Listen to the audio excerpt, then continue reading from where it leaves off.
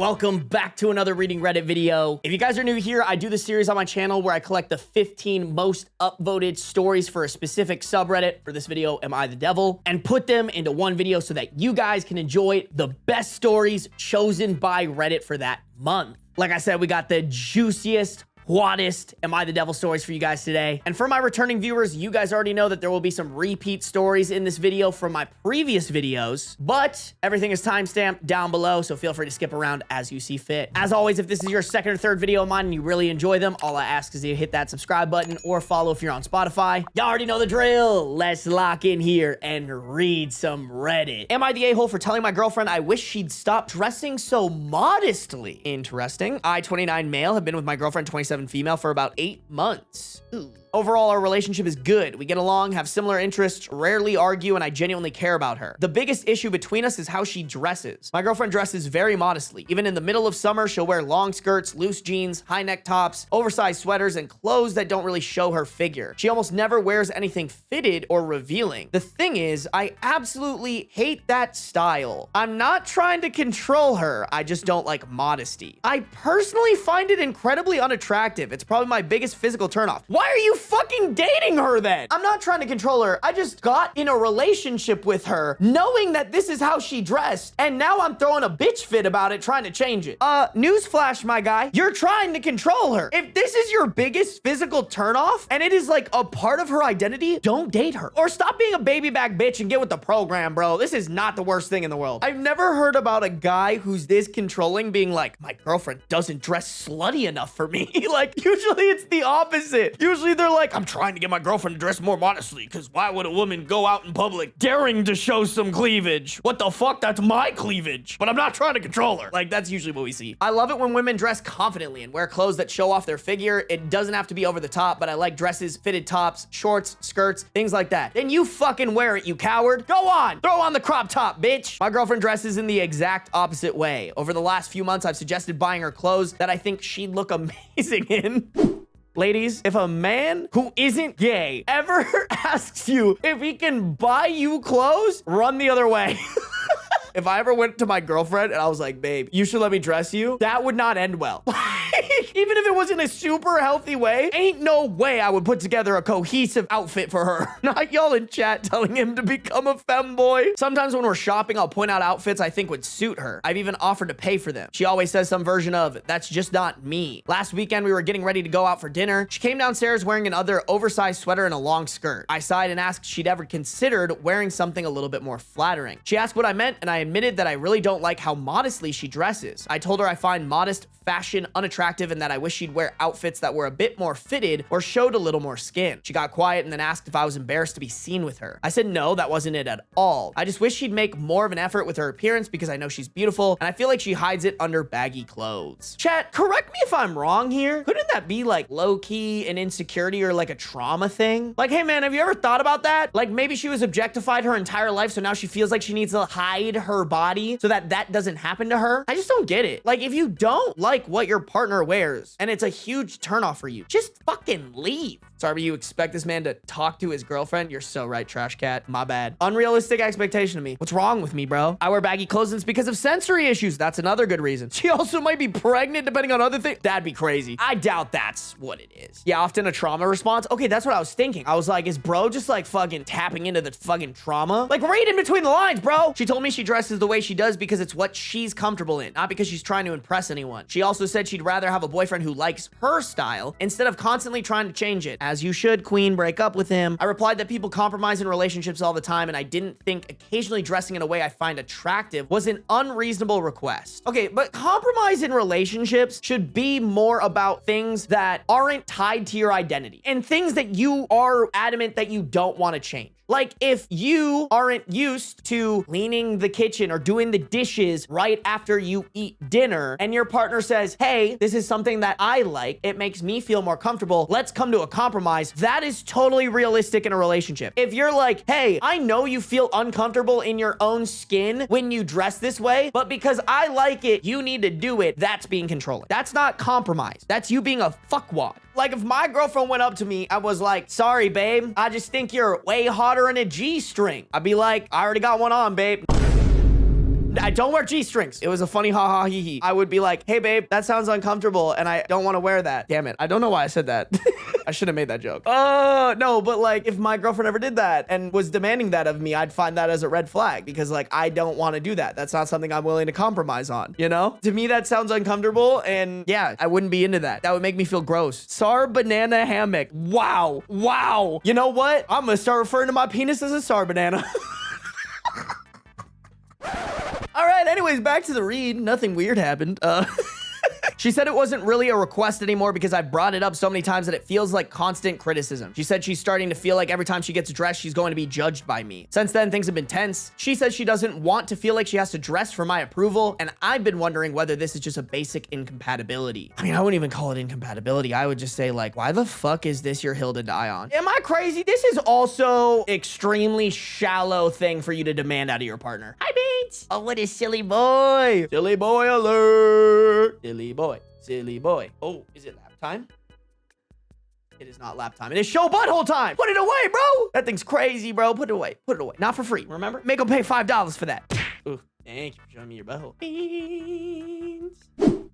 Oh, bro, put it away. For free, he's crazy. Dude, I swear to God, he just comes up here just to show you guys his asshole. That's it. Put that away, dog. Ain't nobody trying to see that shit. God. He said, here it is. Whack. Come hang out with dad. No, don't come hang out with dad. All right. Some of my friends think everyone has physical preferences and there's nothing wrong with communicating them. Others think repeatedly asking someone to change how they dress because it suits my taste is disrespectful. Am I the a-hole? I mean, listen, like I've always said this, you're allowed to have your preferences. That being said, I think this is a shallow one. There are plenty of preferences that I deem shallow. You are allowed to have them, but at least be aware of it. If your preference is that your girlfriend doesn't dress modestly, don't date a girl who only dresses modestly and try to change her. There are plenty of girls out there that will not dress modestly. It's that fucking simple, dude. It's like, were you born yesterday? Beans, can you believe this shit, man? It's like, I can't believe it, bro. Let me show chat my asshole. That's how flabbergasted I am. Yes, hello, Mr. Beans. Yes. Oh, there we go. Oh. He said, no cuddles. I'm fucking locked in on sniffing your computer. Oh, now is it dad lab time? No, he clickbaited me. And he's showing me his asshole, bro. Wow. Sometimes he reacts like that to butt taps, and I think that he kind of likes it. But sometimes I give him butt taps, and he gets really fucking mad and tries to bite me. Ooh, the scratchies. Yes, you can't deny the scratchies. Scratchy time, scratchy time, scratchy time. You're just a silly guy, Mr. Beans. Oh, he doesn't like it. Said stop, dad. Okay, my bad. What a silly boy you are. The silliest and the belliest, Mr. Beans. Come hang on my tummy. Is it lap time? No. Dude, do y'all see how he keeps clickbaiting me? He's like, I'm gonna go on your lap. Nah, just kidding. That's literally fucking Beans, bro. Yeah, we're talking about you. I'm here. Yay. Oh. Not him using me as a fucking stepping stone. He said, wait a minute, shortcut. Use dad's tummy, bro. He's edging you real time. All right, let's not talk about my cat like that, all right? We don't need to be talking about my cat edging me, bro. Chill. Would I be the a-hole for asking my husband to let go of his best worker over a hunch? My female 40 husband, male 43, has this worker, male 19, who he loves. He calls him his son, lets him eat our food, tells him his life lessons. The boy began working for us when he was around 14. Just little things like mowing the yard, stacking our firewood, going on errand runs for us. Normal chore-like work for a young kid. It was an immediate hire when he turned 16. The boy is very tall and fit to work, etc. Already pretty trustworthy and seemed to be a hard worker, so my husband put him to work at his shop, in parentheses, mechanic. Okay, so your husband is taking a fatherly role for this guy. The issue is that we have a daughter, female 18. That alone should probably sum it up. No, that actually doesn't sum anything up for me. I don't know about you guys. She is our only child, and me and my husband are very protective of her. We have raised her with strong Catholic and traditional Mexican values. Oh my God, bro. Some of the most awful households are that combination. Not only Catholic, but like Catholic and Mexican. I've just heard horror stories, chat. Like, I'm not trying to be mean, but I have heard multiple people with horror stories when they came from that kind of upbringing. And she understands no boys allowed until she leaves the house. And when boys come to question it, should be for marriage and not to play. play. Since summer started, from day to night, my daughter will sit in my husband's garage and just watch this kid work from 12 to 6. Sometimes when I'm home and can witness it. I'm truly disturbed. I'm worried about her heart posture and what she may be thinking. What the fuck is heart posture? Not me like fixing my posture. The boy is no better. We live in a smallish town about an hour from one of the bigger / more popular cities, which my daughter enjoys going to greatly, in parentheses, and has since she was young. He's taken her in his truck frequently since the start of June, 3 times in 1 week at a point. I got into a discussion about this situation with my husband, and he continues to defend him, saying he's trustworthy and smart. The straw that broke this camel's back is when the other night I got a feeling, in parentheses, likely God. Yeah, bro, kids are getting mowed down by Israel, but you know what his #1 priority is? Making sure that you have a feeling if your daughter's getting her nut or not. Like, come on, bro. Your 18-year-old daughter, by the way, legally an adult, should be able to explore who she likes as she sees fit, but like, you got a fucking stick up your ass. Sorry, a Catholic stick up your ass. I got a feeling likely from God and went to my daughter's room to check on her. I almost had a full heart attack when I saw this kid in there. My daughter is absolutely not allowed to have men / boys in her room. Not even my husband, her father, has gone into her room to respect privacy.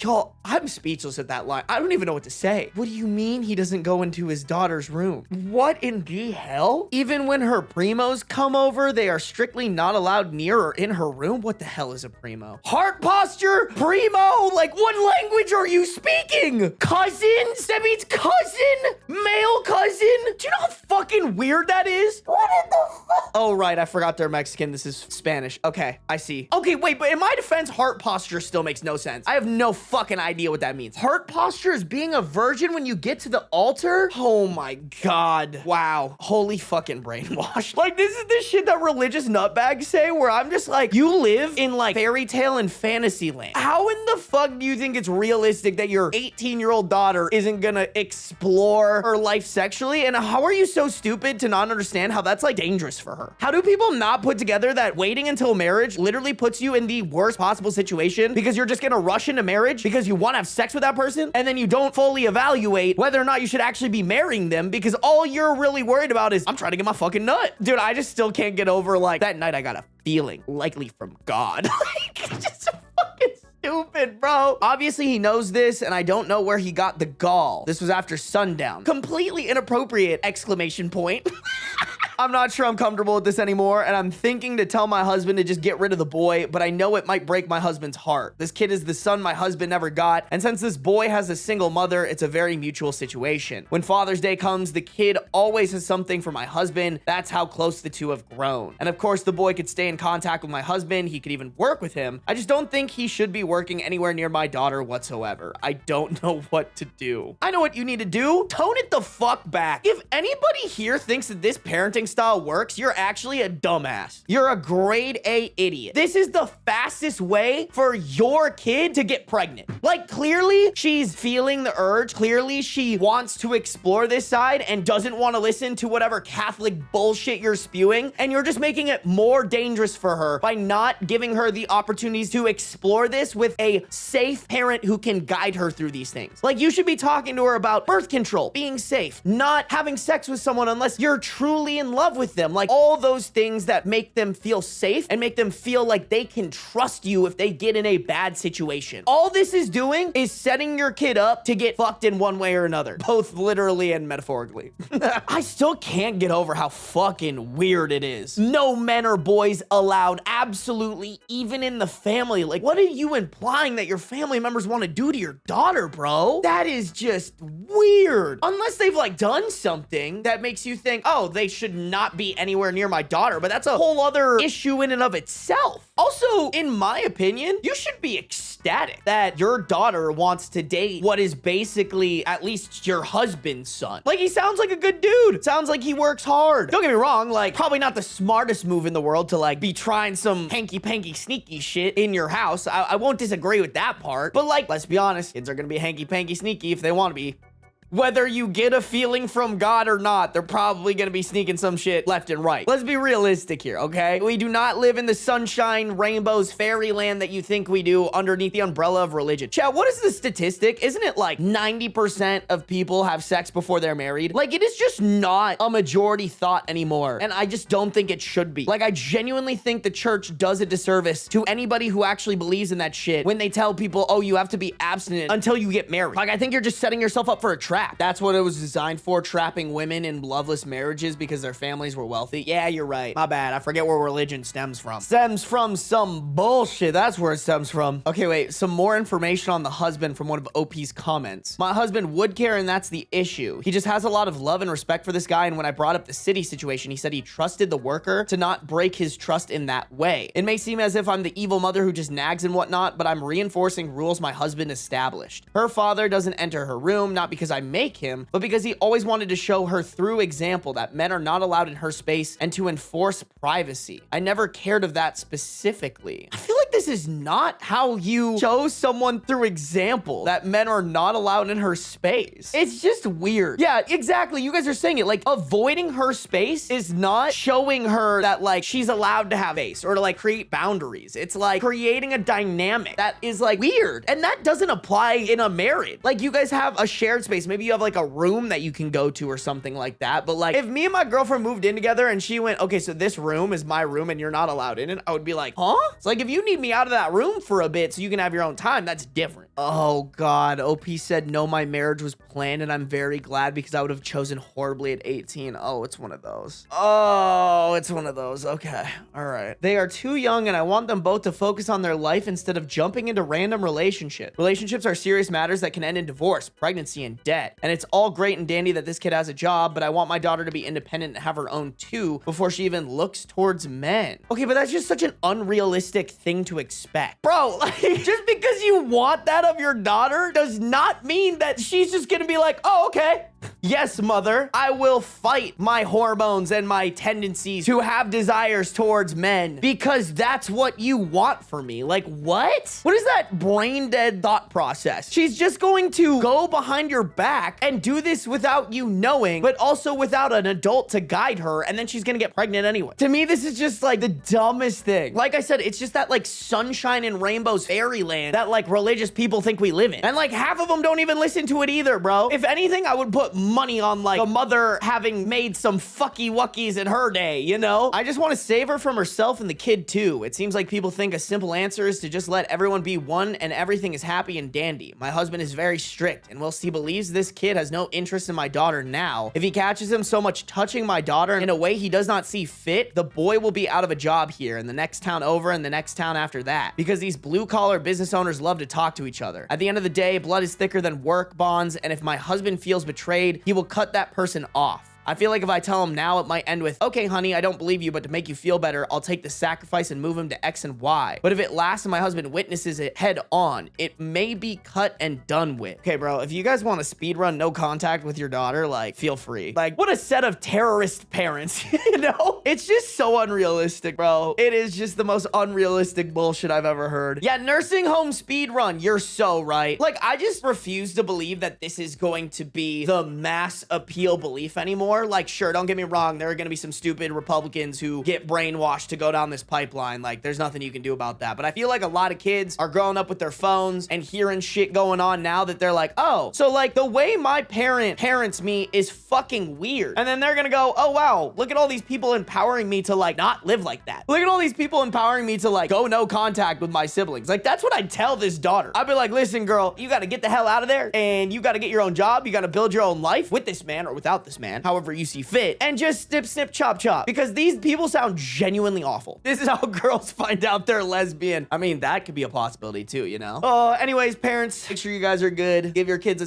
safe place is better than an abstinent place. I'll fucking die on that hill. Religious abstinence is stupid, genuinely. Also believing, but it was God. God gave me a feeling is so dumb. Like, so dumb. Am I overreacting? My wife will not compromise on a haircut. My wife and I are both not neurotypical. ADHD and autism, but we usually have a very happy marriage that has been going strong for 9 years now. We managed to handle our respective quirks fairly well in that time, but now I'm hitting a pretty serious issue concerning her hairstyle. She has always been more liberal than me, which I am fine with. Red flag right off the rip. She dyes her hair purple. She has a lot of piercings and tattoos. She's obese and doesn't want to change because she doesn't want to conform to societal beauty standards. That has all been mostly fine with me. I don't get to control her looks, and she doesn't get to control mine. But I cannot fucking stand her favorite haircut. It's not even that I hate short hair. She only goes to the hairdresser every few months or so. In the meantime, her hair grows out to 2 or 3 inches, which I'm fine with. I think she would look better with long hair, but it's her decision. But then she goes to the hairdresser and it just sucks. She gets a cut that basically looks exactly like mine, but even shorter, like 2 millimeters on the sides and maybe 5 on the top. It makes her look like a prison camp inmate, and I hate it. Like anything but marrying somebody who you'd be compatible with. If you don't like her haircut, why did you marry her? Don't like that she's liberal, why did you marry her?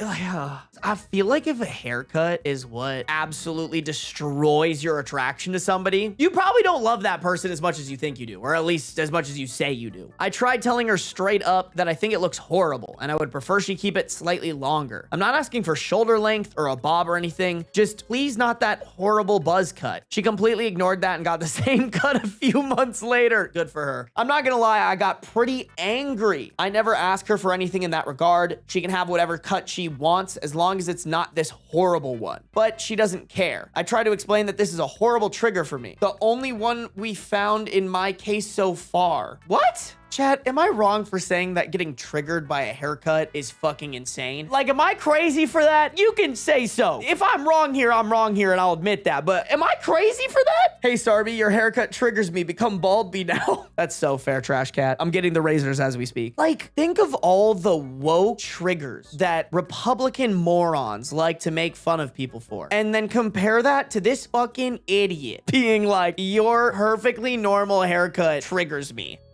To me, this is stupid. I don't think you're getting triggered. I think you're trying to say that you're triggered to try to manipulate her into getting what you want and trying to manipulate us into agreeing with you. It's just a weaponization of therapy speak. See, that's how I feel about it too, Trash Cat. I'm sorry. I feel like this is where I draw the line here for trigger warnings and stuff. Bro, imagine he's like, babe, anytime you walk in the room, I need a trigger warning for your haircut. Oh my God, I hope she divorces him. We had a row about it that led nowhere. I needed a bit of time to cool off, and after a few days, I could at least somewhat tolerate it. A few months later, she did it again. Only, she didn't tell me before because she knew I hate it. I had a pretty bad reaction to it. I couldn't even look at her for a week. She knew I hated it. She knew it affected me mentally, that she just did it anyway.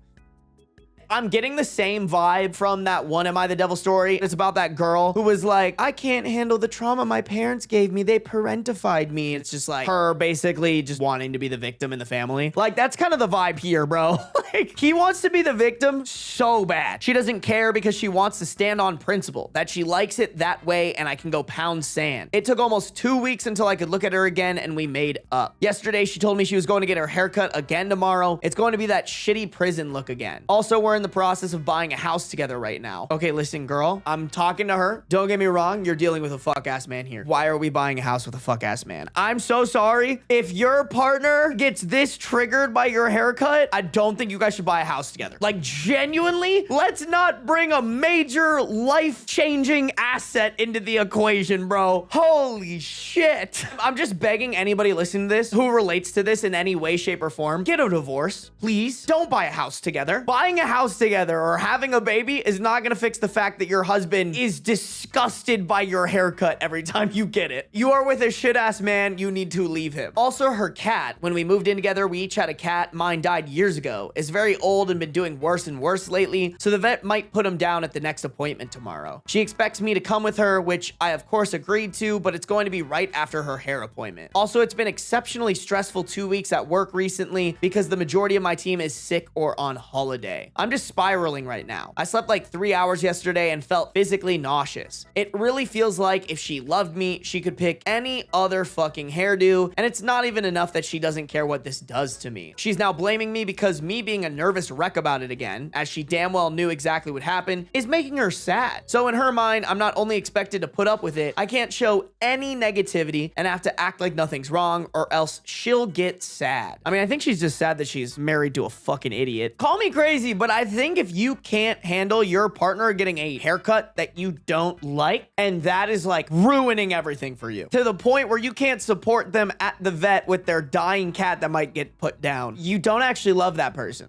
I feel trapped. It's stupid to act like this over a haircut, but my mental issues are making it a huge deal. It's like fingernails on chalkboard every time I even look at her. I can't not care about it because my stupid head is making me. She refuses to give an inch on any of it. This is my issue, and she'll have this exact buzz cut even harder now to show how independent she is or some shit, and I'm supposed to go to therapy to learn to live with it. I just feel lost and tired right now if I can't live with it, and it really feels like I can't, and she won't stop doing it, knowing what it's doing to me in our relationship. I'm afraid it's an irreconcilable difference and we'll have to separate. But you guys are gonna get a house together. Like, what are we fucking doing? I'm so sorry. If you write in one paragraph, we're trying to buy a house together, and then 3 paragraphs down, you're like, I think we're gonna have to separate. Don't buy a house together. It's the dumbest reason ever, but there it is. Am I overreacting because my wife refuses to compromise on a haircut that is ruining my mental health? Edit. Thank you to everyone that took the time to write more than insults and telling me I have mental issues, in parentheses, which isn't news to me and shouldn't be to you if you read the very first sentence on this post.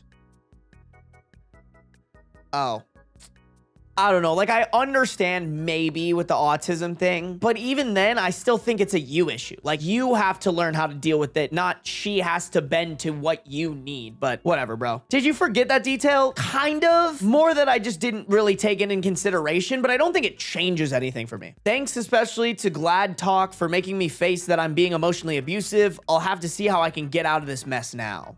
What does that mean? Like, you're gonna break up with them? Yeah, okay, so this is kind of how I felt about it. Like, Jesus, get a grip, dude, and stop blaming this shit on your mental issues. I don't know. Maybe I'm wrong for that, because, like, I am not as heavily on, like, an autism scale as, like, other people. So I can't pretend like I understand that. But, like, to me, there's just something wrong about, I don't like this haircut. I'm demanding my partner change that, and then I'm gonna tack that onto my autism. I don't know why that feels wrong to me. Like, to me, it's not, oh, the autism is the issue there. The issue is you. Like, don't get me wrong, if your autism makes that worse, fine, but like, that still is a you problem. You have to figure out how to deal with it if you want to stay with this person. They shouldn't have to bend to your rules because you chose to marry this person and now you're gonna go on this tirade about how they can't have a haircut that they like to have. Like, I just think that's all in all ridiculous. If they were doing something that genuinely inconvenienced your life, I think that's a topic of conversation. Like, if someone texts and drives a lot and they're getting in a lot of car accidents, or even like when you drive with them, it makes you feel unsafe. That to me is something where I'm like, okay, yeah, they need to change that. But like, a haircut is a fucking haircut, dude. Figure it out. I have autism and the sound of chewing drives me up the wall. However, I just put on my headphones and watch YouTube to drown out the sounds. Exactly. Don't get me wrong. Maybe you can tell the people in your life, like, hey, when you chew loudly, like, it just bothers me. Like, you can't just be like, don't ever fucking chew again. You can maybe be like, hey, can you just chew a little bit quieter? But yeah, at the end of the day, that's a you problem, not a them problem, bro. I just can't imagine that, man. You have to manage your own triggers if you want to call it that. You cannot expect control over someone else's body. I agree. Especially your partner, bro. Like, I think that's just the part that blabbers my gasts. Like, you married them knowing, I guess assuming knowing, you know? And even if that's the case and she changed up her haircut, like, just, I don't know, bro. I'm trying to think. I'm like, if Sam got like a shaved cut, it wouldn't be like my favorite thing in the world, but I still like her and care about her enough to be like, all right, if this is what you want to rock, that's what we're rocking. You know what I'm saying? Like, I just can't understand how you could be like, this haircut disgusts me. Like, bro, that's the love of your life, allegedly. What if, God forbid, she got cancer and lost her hair? For real. Get over it and lock the fuck in, dude. I don't know what to tell you. Am I the a-hole for getting upset after my girlfriend handed me food with a hard seed without warning me? Oh, God. My girlfriend and I got into an argument, and I'm wondering if I'm overreacting. We were on a trip with her family. I did all the driving, planned the itinerary, and was already exhausted from the night before. By that point, I wasn't even hungry. She kept offering me food and encouraging me to eat, even though I said I wasn't hungry. Eventually, I took a bite just to stop the back and forth. It turned out to be a tamarind, and she didn't tell me there was a hard seed inside. I bit down hard enough that I thought I cracked my tooth, and my jaw was sore for hours afterward. First off, I don't even know what a tamarind looks like.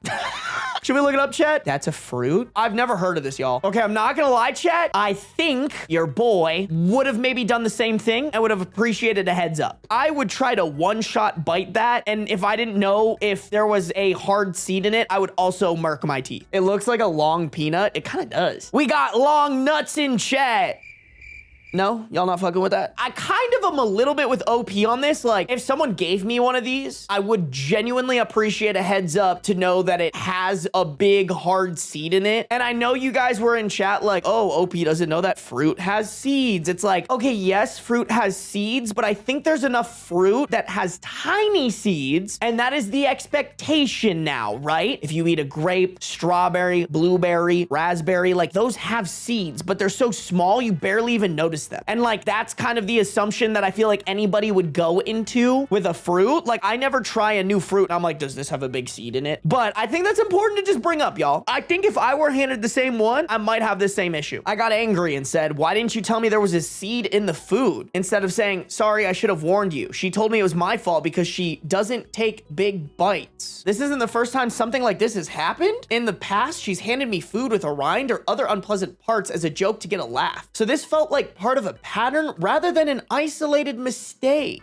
Hot take, I'm not a fan of this. Am I crazy for that, y'all? Is this kind of a red flag on the girlfriend's part? I don't fuck with that at all. I think if my girlfriend gave me something without telling me that it was unpleasant and made me try it with the intention of like, haha, I made you eat something gross and disgusting, I would be kind of fucking pissed. Now, if she handed me it and was like, hey, I would love to see your reaction on this, just a heads up, it tastes like shit, then I'd be like, thanks for the heads up. I will try it for your entertainment, my lady. Like, that's different. Just want to throw this out there. I don't think this paragraph is what is going on here. That being said, I get what OP's saying. Hey, this is a reoccurring thing that happens. How do I know that this isn't the same situation? Boy who cried wolf situation. Am I crazy for saying that? What bothered me most wasn't the tamarind itself. It was that I felt pressured into eating when I wasn't hungry, wasn't warned about the seed, and then was blamed after I got hurt. She says, you always get mad at me. While I feel she dismisses my concerns instead of acknowledging her part in what happened, am I the a-hole for getting angry and feeling disrespected?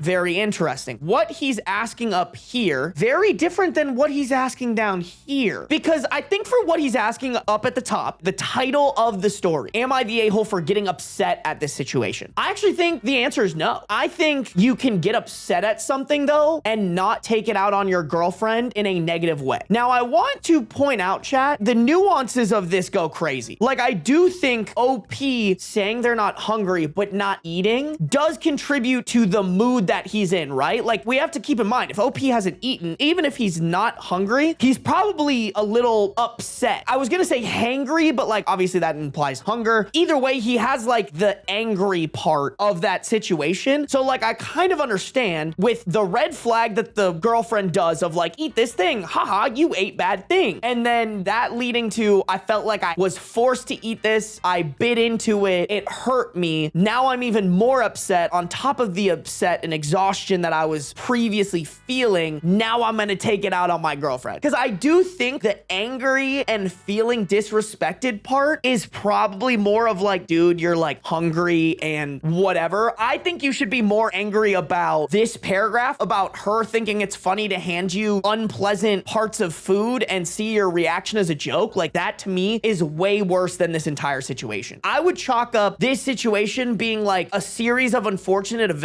where like nobody did anything wrong, but people could have probably done stuff better. Everybody could have packed snacks so that OP wouldn't have been at this like level of where he's at his tipping point. The girlfriend could have been more thoughtful. I don't blame her, but like, you know, if you hand someone tamarind, maybe just give them a reminder like, hey, there's a big seed in there. Don't take a big bite out of it. As well as I feel like the girlfriend could have been more apologetic, you know, like even though it's not her fault, being like, I'm so sorry that happened to you. Like, I don't think it was my fault, but that sucks that happened. Yeah, you guys are saying it like he sounds moody. She doesn't sound like the best girlfriend. Another one, you guys, I don't think this deserves to be an Am I the Devil. I really don't. I'm very curious to see what the comments say, but I just feel like this is not Am I the Devil worthy. This sounds like, hey, you guys have to figure out some stuff in your relationship outside of this. And this just sounds like nobody's in the wrong, but both parties are angry and they just have to like reconvene and be like, hey, here's how we can maybe avoid that in the future, but we both need to get over it. Bouncy Ball's asking, what ticked Reddit off? I think what's gonna tick Reddit off is like the top of the title is like, OP doesn't know how to eat fruit. To be fair, I wouldn't know how to eat a tamarind. And call me a stupid American. I feel like that's totally merited, but I would argue that most Americans do not know how to eat a tamarind. You're the a-hole. Isn't it a common sense to have a small bite with new foods? Honestly, even if you're right, which I would argue that you're not even right, why are we going, you're the a-hole for that? Calling someone an asshole isn't well received. You know what I'm saying? I think you can tell somebody, hey, in the future, when you have new foods, we should build up the common sense to like try a little bit first instead of taking a huge bite. But to call them an a-hole for not having that dialed in seems dumb to me because, like I said, I feel like I would do the same thing. I don't think I'm an a-hole for being like, oh, food that is a fruit and most of my fruit doesn't have a big seed in it. I don't think you're an a-hole for that. I think that's like a dumb reason to call someone an a-hole. Call me crazy. I think it's like, yeah, maybe that's new common sense just unlocked for you. Fine. But I'm very curious to see where this goes, chat. Because like, to me, the person who did the worst thing is the girlfriend, and it's not her giving the tamarind to OP. It's her giving him shit and not telling him that it's bad. That's whole new levels of fucked up to me. Like, we shit on boyfriends who pull mean pranks on their girlfriends all the time. I feel like this is the exact opposite. Like, if there was a guy who thought it was funny to give his girlfriend bad tasting shit without her knowing and then laughing at her for it, we would be pissed at him. And I think that's much worse than anything else happening in this story. I wonder if the girlfriend knew he didn't know. I'm gonna assume that she didn't. Like, I don't think that's what she's doing here, to be very clear, chat. But I think, like I mentioned, boy who cried wolf. If you do something over and over and over again, and that's the expectation that you set, that is something that they are okay with doing, when they do something that could be perceived as that, they're going to look at that and be like, oh, no, like, you're lying. You meant to do that. You were trying to make me the butt end of the joke by making me bite down hard on this fruit. Like, I don't necessarily blame OP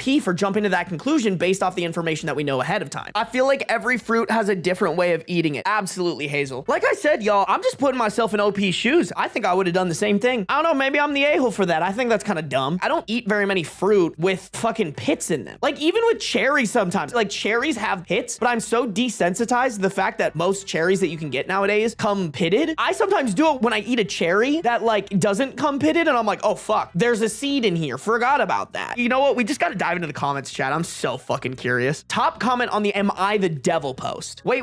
He was given a tamarind, which is in its whole form is a goddamn seed pod that very obviously has seeds in it. Bit into it so hard that he thought he cracked a tooth and is surprised that it has seeds. Is this dude 3 toddlers in a trench coat or something? Am I crazy, y'all? I mean, I see what this guy's saying, but I just don't agree with it. Like, y'all, we draw conclusions from like previous experiences, not based off of logic. So for me, I'm looking at this. If I know it's a fruit, this reminds me of like edamame or some shit like that, where like when you eat edamame, it's typically not tooth shattering. I don't know, bro. Call me a stupid American, I guess, but like, I just don't think this has merit to it. Like, very obviously has seeds in it. I don't think I would have pulled that conclusion. Yeah, like, how the fuck do you eat this? You suck on it is what you guys are saying? I would never fucking know that. Somebody did say I've never had this food and looked up a picture. There would be no way I'd be biting into that without asking questions first. I don't know, bro. I still don't think that makes anybody the a-hole. And are we just gonna completely skip over what the girlfriend be doing? She has handed me food with rind or other unpleasant parts as a joke. This is a grown-ass man who bites into rind without recognizing what it is. Is he 1 year old and discovering what fruit is? I was assuming this is like foreign food, right? Shit that you've never seen before. So your partner is handing you food. Your partner who you're supposed to trust no matter what. They give you this food and they say, hey, this is ready to be eaten. And you're like, oh, are you a fucking 1 year old toddler for trusting that your girlfriend would give you something that you could eat? I don't know. Me personally, I just think they want to shit on the man. Listen, I'm here for it. You know me. We shit on the man in this stream. I don't think it's merited here. I think we should be shitting on the girlfriend. People are literally justifying what the girlfriend does. I don't know, bro. That's AmITheDevil. What are people saying on the actual post? I gotta see this shit. If you felt like you broke your tooth, you must have seriously crunched down on that thing. I think she could have warned you, but I also think you really overreacted. It was a seed, not a razor blade. Did she know you had never had a tamarind before? I can't decide if it's everyone sucks here or no a-holes here, but this seems very petty on both your parts. It seems like you were reacting mostly to being tired and feeling unacknowledged for planning the itinerary. I think the seed was your medium to blow up at her. Yeah, I don't think there's anybody who could have said it better than this. That's how I feel, man. Only caveat is I still think the girlfriend's in the wrong. Like, I feel like we are just looking past the part of like, that's fucked up. And if it were a man to a girl, we would be shitting on him. I'm going with everyone sucks here if she does this shit as a regular prank. I don't know, bro. Call me crazy. That's fucked up to do. If your partner is regularly giving you food and like making it the butt end of the joke because they know that food tastes bad or is not prepared properly, like that's kind of fucked. That is the typical making your partner the butt end of the joke by watching them suffer. It's so funny. The Am I the A-hole subreddit was much more level-headed than the Am I the Devil. I do think, and this is why I kind of like making these videos as heavy as some of these stories get,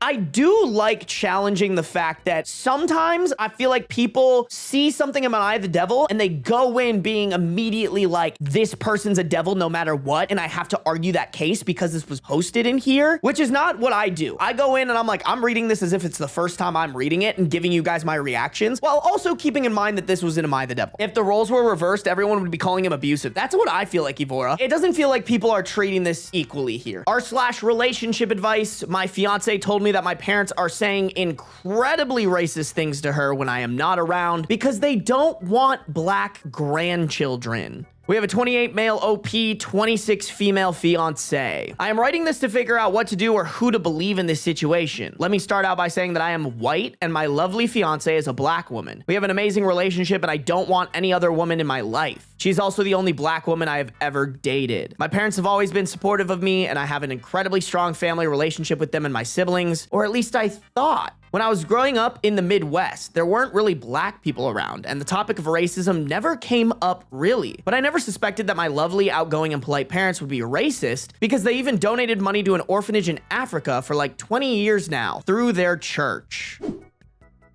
Chad, isn't there some sketchy shit about churches that do that shit? Yeah, like that's how I feel, Katana. It gives performative white knight. When churches do that, maybe I'm tripping. Maybe I'm like thinking of like a TV show, but aren't a lot of those orphanages set up to specifically take advantage of churches that will give them a lot of money and then they don't take care of the kids well? Or am I making that up? I could be making that up, guys. I want to throw that out there, but I could have sworn I heard something that like a lot of those orphanages are just like people who know that they can trick white people who want to feel good about themselves into giving them money. I could be wrong. I could be so wrong, but I think at least it's giving white savior. Yeah, some of them are set up that way. I'm sure that there are some that are actually doing their job, but from my understanding, that was like a lot of those orphanages that popped up. My parents met my fiance a year ago, but did not take it too seriously because I had a lot of girlfriends in the past, and they probably just thought it was another girlfriend. Well, last weekend, I announced to them that my girlfriend was now my fiance on a family Zoom meeting. My parents looked a little surprised because I did not discuss it with them before, but were ultimately congratulating me. We wanted to have a dinner with them in person to sort of let them get to know their future daughter-in-law, and everything blew up. My mom forgot something for the dinner, and my dad and I went to the store to get it. My fiance texted me about 10 minutes in asking me to come back right away because she needed me, and my dad and I turned around. When I got back, she was sitting in my car. In parentheses, I still had the keys, and she was crying, asking me to take her to our house. Of course, I drove her home and told my parents I was sorry. Hey man, let's put together some context clues here. You left your fiance with your mother. 10 minutes in, she calls you saying you need to come back. You come back, she's crying in the car. You apologize to your parents instead of going, hey dog, what did you fucking do? Like if that were my fiance, I would be like, hey mom, dad, what the fuck? I wouldn't be like, oh, I'm so sorry, my fiance is crying. Told my parents I was sorry, and my fiance told me what my mom had said to her. Essentially, my fiance told me that my mom said she was not supportive of us because she didn't want black grandchildren. She also said a number of other things, like she was surprised my fiance married up, in parentheses, even though I think my fiance is better looking than me, but I am a bit more successful financially. Bro, your parents are racist. Of course they're gonna think that a black woman marrying a white man is her marrying up because they think white people are superior or whatever. I confronted my mom and asked what she said, and my mom said that she said nothing even close to that, and that the only thing she said was that she was curious what country my wife was ethnically from, and that my fiance mistook it. Well, I asked my fiance more probing questions, but she's adamant that my mom explicitly said these things. I've never known either of them to be liars, but the two people I trust most in this world are giving me completely conflicting stories. I want to side with my wife, but what if she is having some mental episode or something? That's a crazy fucking thing to say. Is it a possibility that no one is lying here? I need some fucking help. Edit. It could have been a mental episode with my mom, maybe. But neither have mental issues. But mental issues can pop up in people's 20s, in parentheses like my uncle. So I just said my fiance might have had a mental episode. Sorry for the confusion. illusion. Oh my God. I don't even want to give OP advice because he's just hopeless, dude. I don't understand this. Like, okay, if you've properly vetted your partner enough to propose to them and therefore commit to getting married to them, but you can't trust them more than anyone else in your life, like, what the fuck are you doing? Call me crazy, but like, if you're going to legally tie yourself to the love of your life, you should have done your due diligence to the point where you know for a fact that that person is trustworthy and you will trust them and their word more than anybody. Even fucking mommy dearest, bro. If that woman is claiming that your mom said some racist shit, you die on that hill, even if you're wrong. Even if she is somehow lying about this and you're getting bamboozled because you didn't do your due diligence, that's what you sign up for when you get married. And if you can't do that, don't fucking get married. I genuinely believe that. It's better to be embarrassed and look stupid if it comes out in the future that your fiance was actually lying than to say, oh, I just never trusted my partner. From day one, I didn't trust. I'm willing to commit myself to them forever, but not trust them forever. Story has an update? No fucking way. Update comes in March 21st, 2021, 4 days later. Thank you for those of you who reached out with good suggestions and such. I really took everyone's advice on this. However, I really didn't think it was fair the way I was characterized in the comments because I love my fiance and I believe her, but I also loved my mom and had no reason to doubt her either. It's really hard to doubt your parents when they've always been good to you by your entire life until this incident. Anyways, I was basically completely wrong about this whole situation. I decided to call my sisters. I told them it was an emergency and we hopped on a Zoom together. I explained the crazy story to them and one of them just let out a laugh but tried to hold it back. Then I went quiet and we had a few seconds of awkwardness until she let out a, "Are you really asking this?" Then she told me, "Of course mom is racist." And my sisters agreed with her. Then they led me on a 30-minute rant about how my mom would tell them not to marry outside their race, especially black people, because these marriages won't work out and no decent man would want you after. Apparently she told them this regularly and they all married white people anyways. The thing is that I am 9 years younger than the youngest of them, so I guess I was never included in these talks. She never once mentioned to me about race and who I should or shouldn't date. I don't know why I never received these messages. Moreover, I guess I'm just blind because they also told me I was the favorite child because I was the only boy. I assumed my parents paid for everyone's first car and college, but I guess it was just me. Oh no. Oh, not OP finding out he's the golden child, bro. I guess they have to find out eventually, right? This is probably good for him. Shout out the sisters for being like, hey dog, wake the fuck up. They were really mad at me for what I put my fiance through and not realizing things, but I feel like that's unfair because how am I supposed to know they were mistreated compared to me if I was just a child when they were in college? I guess the close relationship I thought I had was just an illusion. I'm torn, chat. I'm torn because I genuinely think OP might be stupid.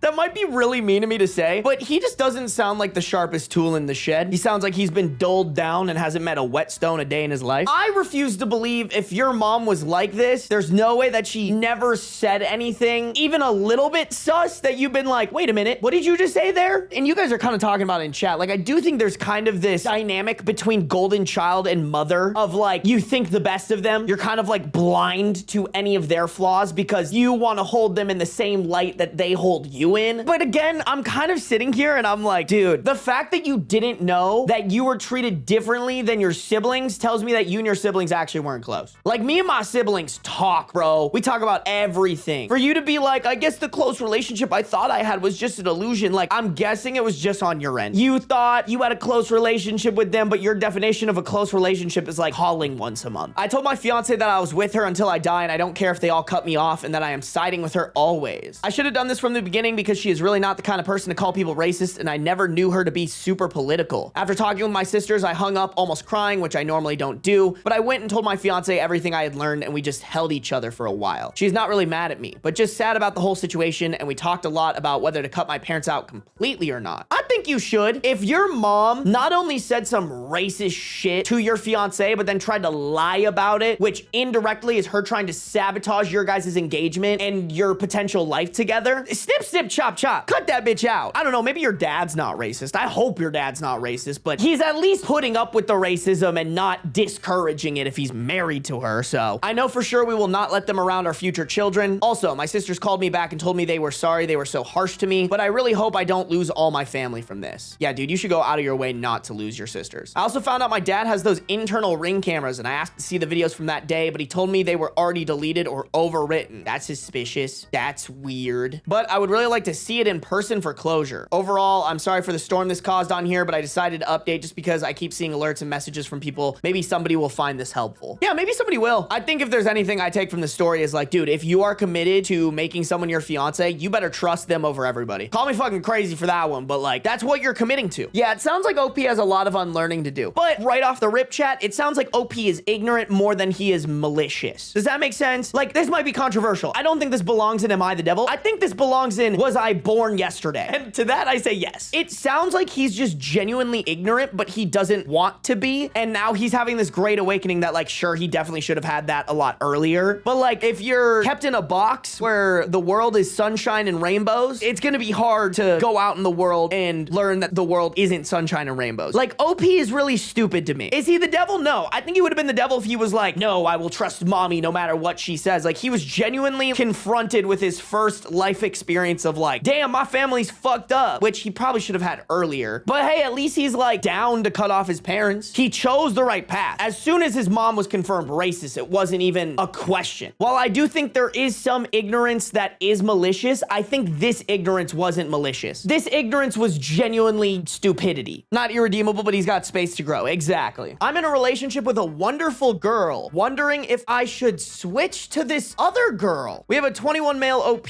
20 female wonderful girl, so the current girlfriend he has, and a 19 female other girl he's thinking of switching to. Hi, I really need to vent. I'll describe each one of us and the brief situation. Tell me, what do you think are the signs in a relationship or in a person that can tell me if I should end it and switch to somebody else? A bit about me. I'm 21, IT technician.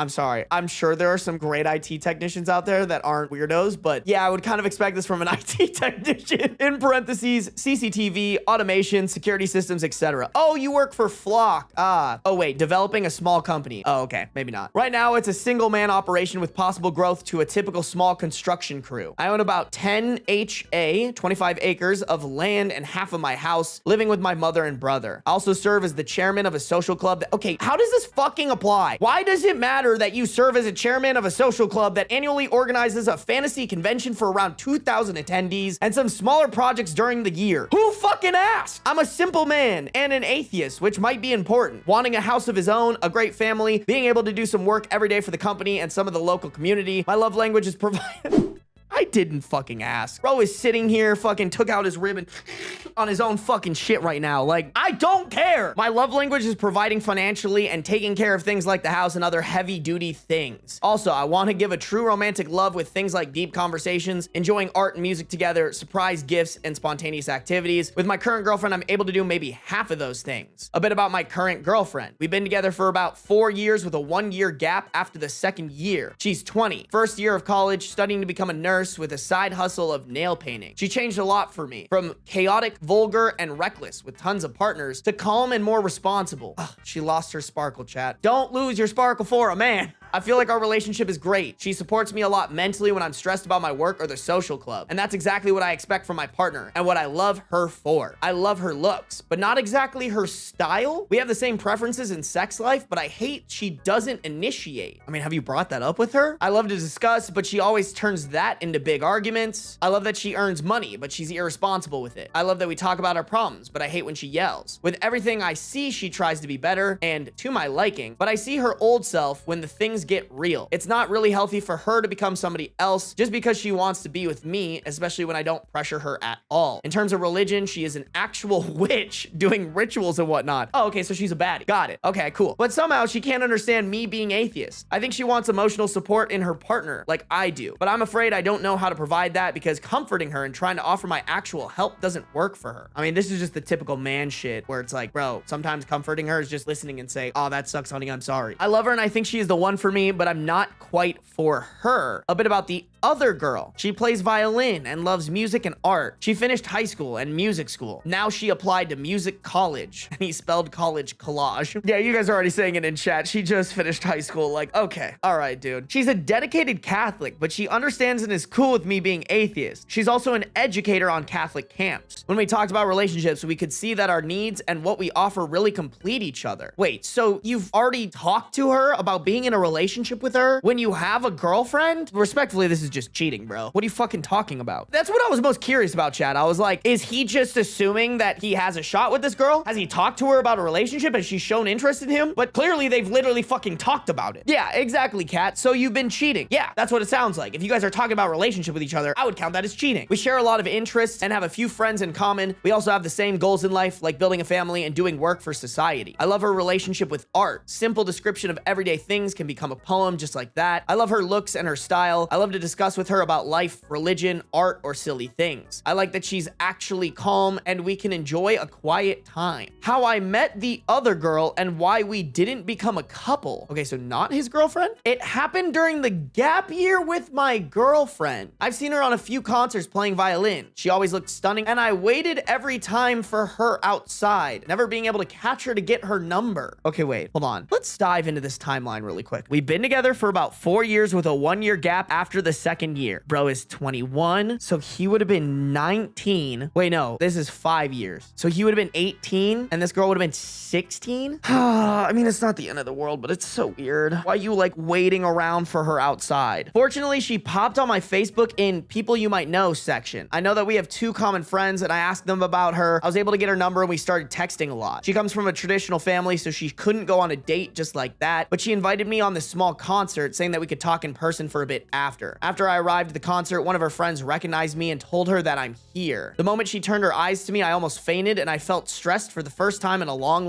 time. We started talking and texting on a daily basis and we went to a few dates after some time. She was even able to convince her parents to let her go with me to this Polish equivalent of prom, and it became the party of my life mainly because of her. After the party, we started to fall apart a little bit. Later, she admitted that it was because her ex getting into her life again. During this time, I got back with my current girlfriend, but after 3 months, she told me that her ex was trying to get back with her and ruin her life because she broke up with him but was finally able to get rid of him once and for all. I was sad because I would have been able to help her or maybe wait for the right time and become a couple, but it was too late. Recently, I started texting a bit as friends with the other girl.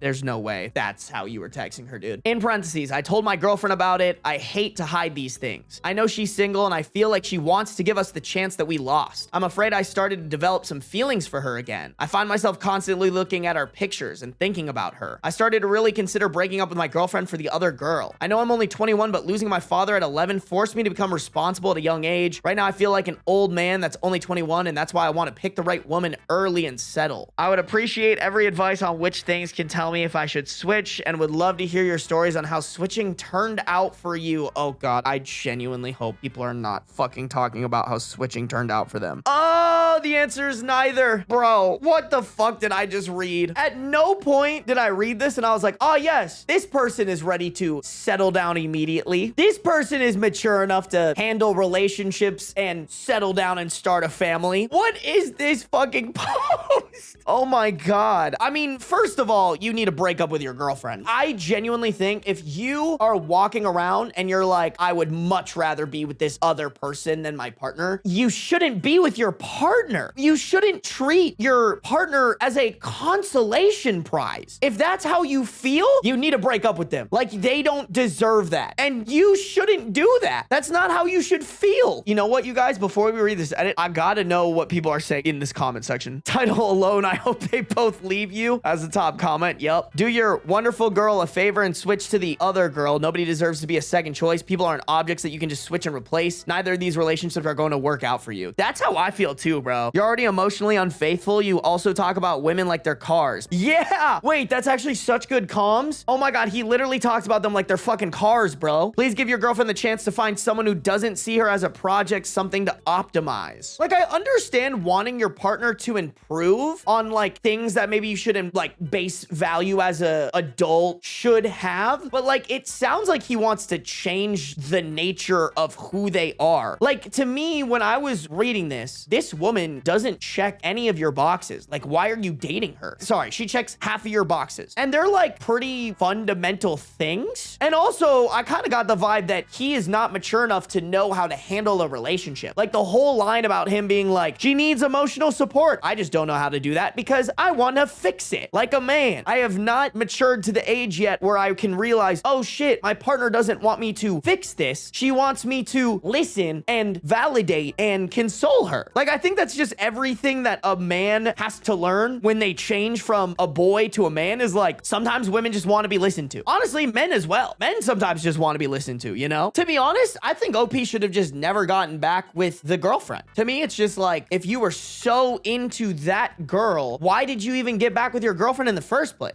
Like, if you weren't like insanely into them or something like that, yeah, get back with your girlfriend. Work on that shit. That's what a relationship's all about. But if you were like dead ass so into her, that should be an indicator like you shouldn't go back. Edit, English is not my first language, and I see now that switching is probably the worst word I could use. Thank you for your advice. Now I really see that I should go to therapy, talk about it with my girlfriend, apologize, and maybe do some time alone. Wow, that was not a change I was expecting. I mean, that is the right answer, chat. Holy shit. That's not where I saw this going, chat. I'm not gonna lie. Dare I say I'm pleasantly surprised? What is this shit? Redditors aren't supposed to actually listen to the comments telling them they're wrong. The fuck kind of Twilight Zone shit have we stumbled upon?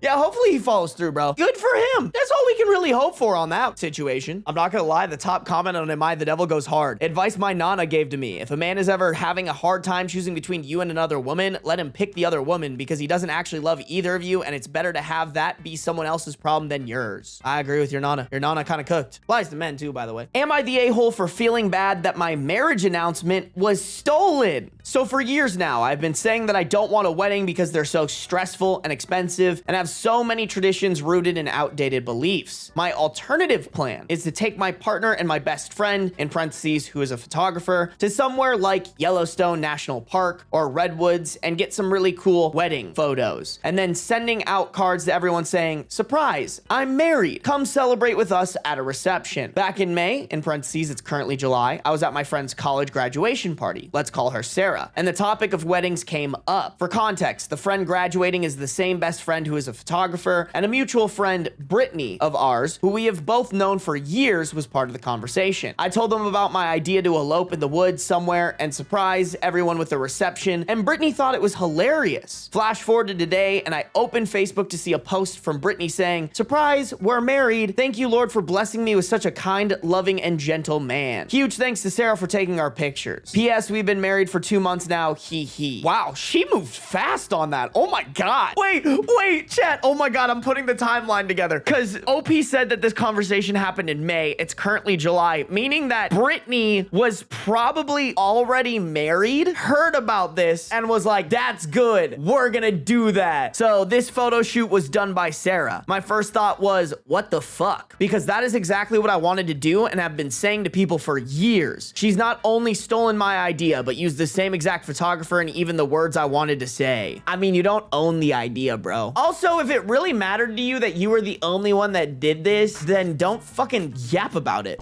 Y'all, I have a really great idea for a YouTube video that I want to do, and I'm keeping my mouth fucking shut. My shit is zipped tight with what I want to do for this video because I think it's a good idea and I ain't giving anyone the opportunity to steal it from me. Like, girl, if you don't want someone to take something from you, don't go walking around yapping about it to everybody. I texted Sarah, who I've been friends with for 15 years, and asked her about Brittany's situation. She said she came up with the idea because she didn't want a big wedding and asked Sarah to take the pictures. I said, you know, I've been talking about doing that exact thing for years and that I literally mentioned it with Brittany and Sarah at Sarah's graduation party in May. Sarah said she doesn't think Brittany meant to steal anything and it's really not that deep, especially since I'm single right now.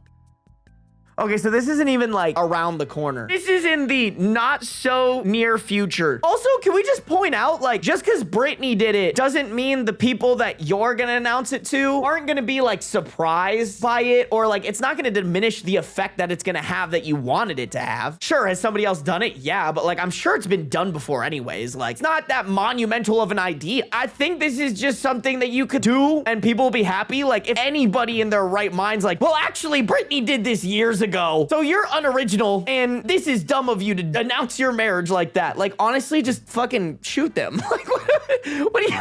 Especially since I'm single right now, so it will be a while before I'm thinking about marriage again anyways. I don't even want to talk to Brittany about it because I don't want to rain on her happy moment and make it about me when she is celebrating her marriage. I feel so dumb and upset for talking about my plans that I was excited about, and it feels like now if I do this thing I've been wanting to do for years, it will look like I'm the one copying Brittany, and that's kind of shitty to do in my opinion. So am I the a-hole for being upset? I kind of a little bit get being like, damn, I had this idea and someone took it from me, but like at the end of the day, girl, you have no one to blame except for yourself because you were big yapping about it. If you put something out into the universe that like you can't or won't take action on, and then somebody takes action on it, you have no right, in my opinion, to sit there and be like, well, how dare you?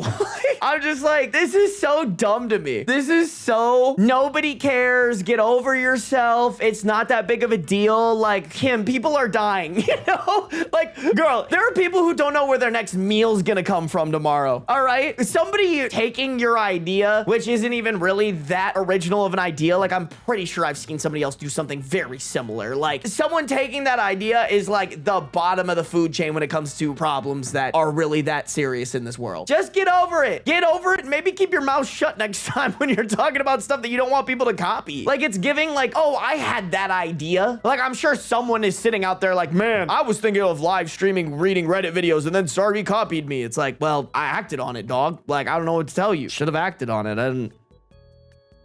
Like, what do you want me to say? It's giving the same energy as brides who get pissy if someone gets married the same year as them. Yeah. I just like can't imagine caring that much about what other people do. Like, I really don't. All I care about is what I do on a day-to-day and my girlfriend and my close family and friends. That's it. I just want them to be okay and like doing fine. Like, I don't want to control what they're doing. I just want my pretty girl to have a good day, you know? Like, I'm not gonna tell her exactly what to do with her day. I'm just like, I hope your day is good. Other than that, I can give shit for shit if someone else does something, you know? The evil bit is trapping people in a room to listen to your monologue. That's kind of how I feel, K-Lava. I'm like, you really mentioned that you've been talking about doing this for years. This is exactly what I wanted to do and have been saying to people for years. Are you just like bringing this up whenever you can? Hey, I'm Sarby. Nice to meet you. Oh, by the way, here's how I want to announce my wedding. I'm gonna get my best friend to take pictures of us at Yellowstone, and then I'm gonna post it and be like, been married.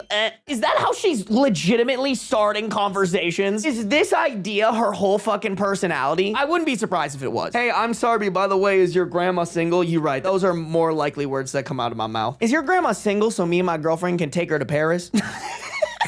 Sorry, didn't mean to rope my girlfriend into this. Why is this story in Am I the Devil? It's so middle school mindset. I don't disagree with that. This is definitely a mild devil, but she has some wires crossed. I think that's what I'll chalk this story up to. I think if anything, she's just like self-obsessed. Like, hey girl, it's not that big of a deal. You gotta get over it. Nobody cares. Do what you want. If I marry the love of my life, however we decide it makes sense for us to get married, and someone's like, you copied so-and-so, I would just be like, I don't care about you. It's almost like we get to choose how we want to do this. I would be like, you can copy these nuts in your mouth. Block. Am I the a-hole for using money we earmarked for our 6 months old college fund to buy back the exact 1972 Ford Bronco I owned as a teenager? Ooh, rough title. So how do I begin with this? I realize that on paper, I am totally the a-hole, but when you dig deeper into my motivations, I'm hoping it's more of a gray area than anything else, and maybe even I did the right thing.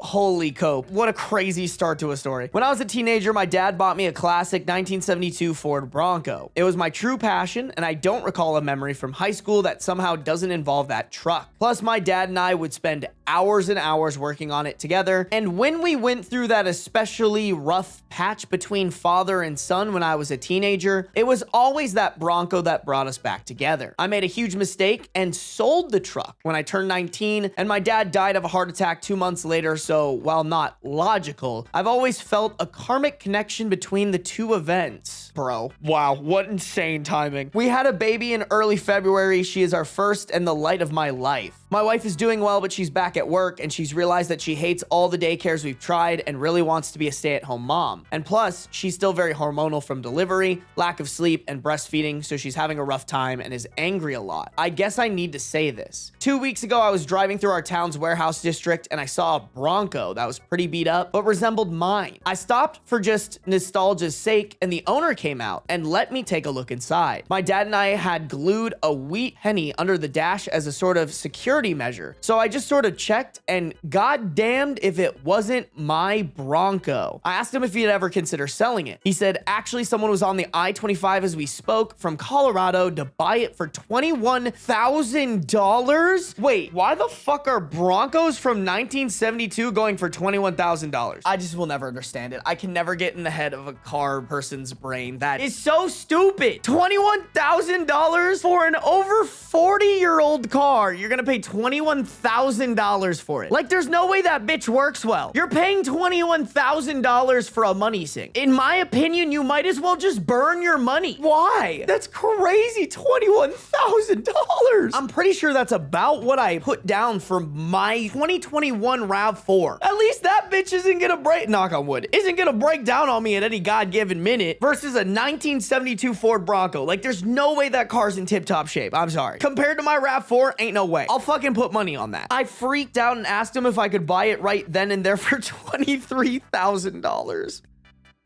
He said if I could come up with the cash, then yes. I had been procrastinating setting up a 529, so I had $12,000 in savings that my wife's parents had given us. I maxed out my credit card to Venmo, and my mom brought down a check for $4,000, and I fucking drove away in my dream car. Hold on, bro. You took $12,000 that your wife's parents had given you, and you maxed out your credit card. Bro, if I'm the wife, the divorce papers would be on the table the next day. Like, I would just be like, what the actual fuck? I married a fucking idiot. It was like a dream come true, like a literal dream come true. It needs a lot of work I can't afford right now, but it's mine.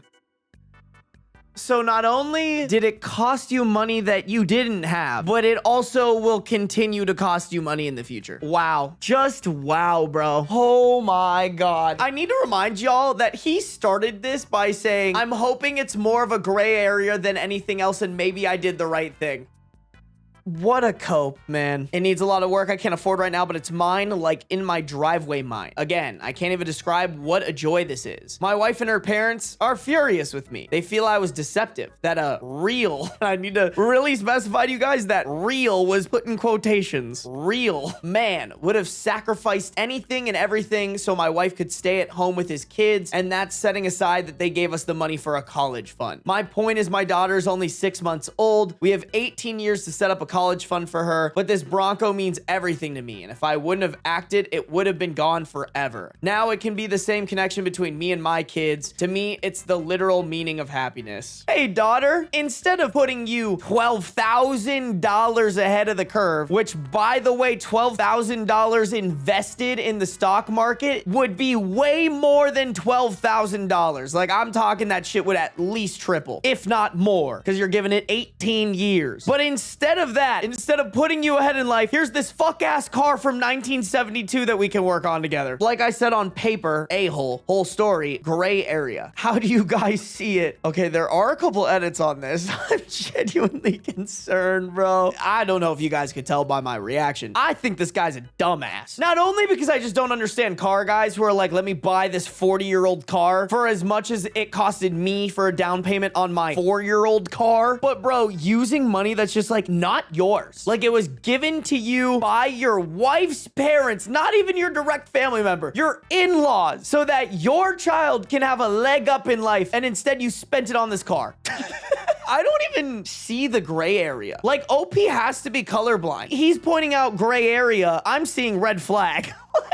Yeah, bro, this wife, if she doesn't get the ick from this, I don't know what will. This would just be the most rude awakening. If my wife pulled up in a car that she told me was bought with money that was supposed to be used for our child's college fund, I would be like, we gotta wrap it up. This shit is done, girl. Gang, that is an ugly ass car. Is it actually? I've always thought that Broncos look cool, but listen, I actually don't think it's that ugly. Like, it's kind of cool. Don't get me wrong, but like, there's no way that this runs efficiently. These are the nice pictures of people that took care of it. Like, I'm sure this thing looks like a piece of shit. If people have been like driving it and stuff, I don't know. Listen, this might be controversial, but I don't think you can have a car hobby unless you're fucking rich. Sorry to like gatekeep that hobby from you, but like, especially if you have kids, there has to be a better use of that money. The money that you dump on that car can be used on your kids. I'm sorry, bro. Sell the car and lock the fuck in. My cousin has a Bronco that's been broken down for years and was having issues constantly before then. Okay, so I'm right. Like, the funniest part is that he came on Reddit being like, surely people will validate my gray area thing. No, we're all very heavily against it. Okay, he had many edits on this. Let's just see all of them. Edit 1. I had no idea this would go so one way. I guess I messed up. I talked with my mom and she's basically going to buy the Bronco from me in order to refill the college fund and pay off the credit card.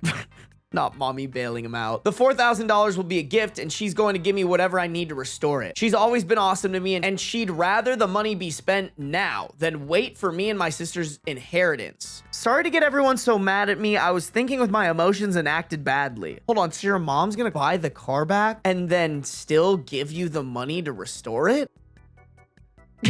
Edit 2, are the mommy bailed you out comments really necessary? Yes, they are. That's so fucking funny. You were like, I massively fucked up. Mommy, please bail me out. I hope you're still in the fucking doghouse with your wife. I think that would be like even further of an ick. If I'm this wife and I'm like, you're an idiot. And then he's like, don't worry, I'll call mommy and she will bail me out so there are no consequences to my actions. I would be like, it's a ticking time bomb for when this idiot makes another mistake like this. I found a solution and it's coming from me and my sister's inheritance, so it's not like I'm not paying for it on my own eventually. Such a bad way to look at an inheritance. Edit 3, my inbox is so buried, I have no idea what those icons are that are where gold used to be. Does anyone know what those are? Okay, I have no idea what that means.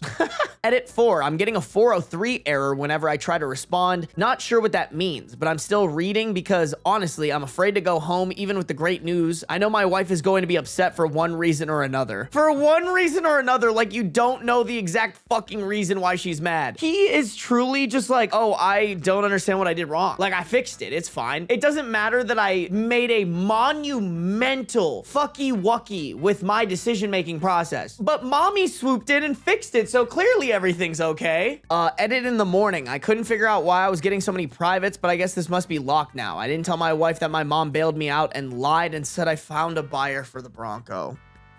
Hold on. So you... How is he just gonna hide the fact that he's working on this Bronco at his mom's house? Oh my God. I'll figure out how to cross that bridge when I get there, but my wife was so relieved that I had come to my senses. I don't want to disappoint her. It's going to take all my lying skills to pull this one off over the next few years.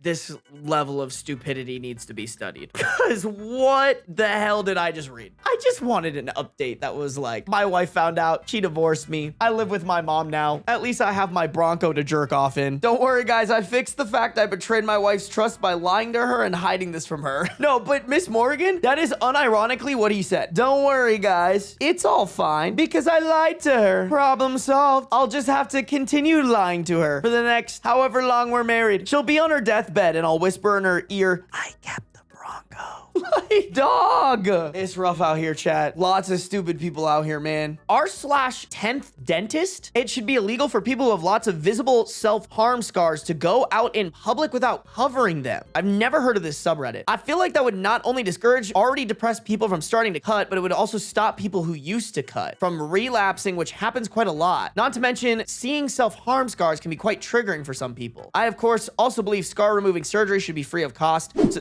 What a great guy. Hey, I know that I'm saying that people who had such harsh mental health issues that they had to harm themselves shouldn't even be allowed outside, but I'm a pretty good guy because I think the surgery should be free. So, like, come on, bro. I, of course, also believe scar removing surgery should be free of cost so that people with lots of self-harm scars on their arms and legs can go out in the summer in shorts and t-shirts. I bet this dude typed up this post and was like, yeah, I fucking cooked on this one, bro. Oh my God, I've literally never written a better Reddit post ever in my entire life, man. I fucking cooked, bro. Okay, what is this fuck-ass subreddit? I gotta know. Just another unpopular opinion sub? Oh, so it's basically just r/unpopular opinion. I think cigarette smoke smells good. Your brain is fucked up. Go get it checked for a tumor. This is the craziest shit I've ever heard in my entire life. If you genuinely think that, I think your brain is deranged and you need to get it checked out, dog. Women are better looking than men and it has nothing to do with effort. I actually agree with that one, for sure. Men low-key kind of ugly. Now I'm just doing a quick dive into this subreddit. I don't think working hard makes you a good person. Okay, I don't disagree with that one either. If I ask someone what they like to do for fun and they say travel, I will think they are boring. Oh, saying you like traveling reminds me of people who say they're an entrepreneur. Ooh,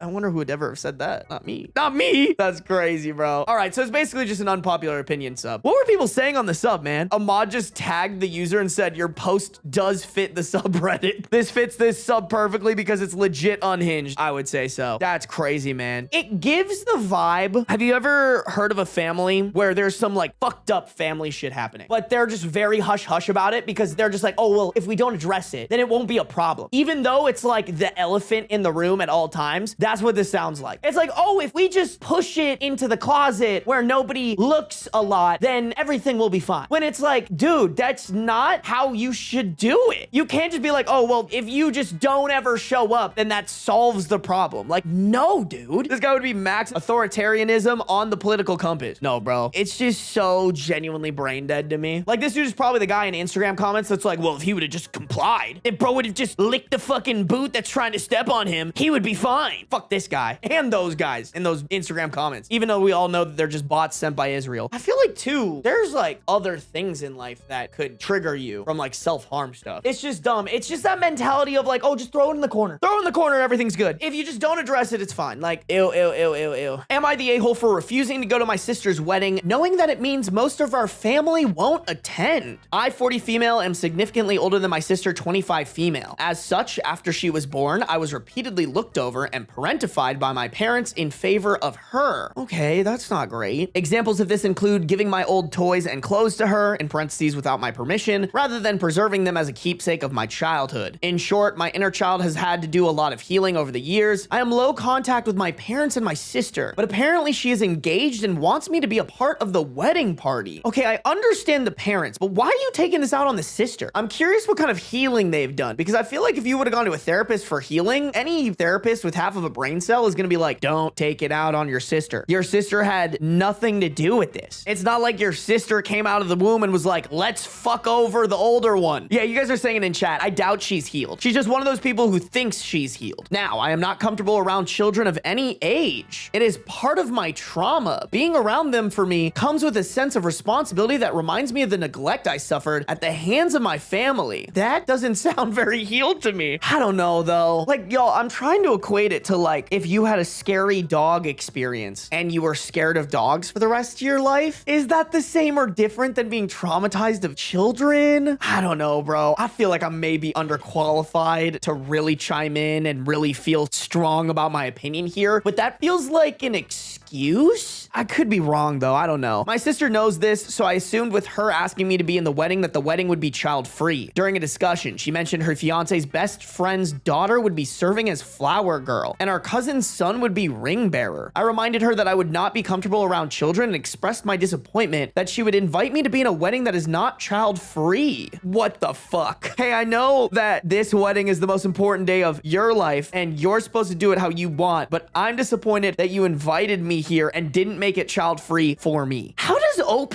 operate on a day-to-day basis? Like, yo, I don't even leave the house that much, and like, I feel like I run into a kid almost every day. I'm walking around in the grocery store, there's a kid there. There's a fucking pool in my community. I'm walking around my community, there's a kid. Like, how do you fucking function? You just walk around all day like, kid? I don't know, like going back to the dog example, I don't think you can say that you're healed from your trauma if you can't be around that thing and like have a boundary around it where they can exist exist at the same time as you, like, that doesn't scream healed to me. Call me crazy, but like, I've met people who had bad dog experiences and they can like be in the same vicinity as a dog, but they just don't want that dog near them. That's kind of how I feel here. Like, you can't just be in the same vicinity as these children. If you see a child, you're just immediately traumatized. Like, I feel a little bit bad because like, I want to give her the benefit that like being put in the position that OP is in sucks. Like, being parentified blows. I think that's something that a lot of older siblings have to deal with. That being said, I'm kind of on the same wave as Bouncy Ball. She's a trauma weaponizer. TLC, OP sounds like a narcissist. I feel bad kind of saying that, but I do agree with it. I think this is just weaponized trauma. She looked sad for a second and told me that there were many young children and families that are close to her and her fiance, and the day would feel incomplete without them. And if I really wasn't comfortable around children to that extent, she would understand if I'm unable to attend. I was shocked that she would uninvite me in the favor of random kids, and it reminded me of being thrown aside in favor of her when we were young, so I left to collect myself. That is a crazy line to say after you just told us that you're low contact with her. Like, I almost hope that this sister grows up to realize that her older sister took out her anger on her parents on her, and it forever affected their relationship and their dynamic on what should be expected in that relationship. Because what OP is asking for is entitled. At no point am I reading this and I'm like, oh yeah, OP is healed.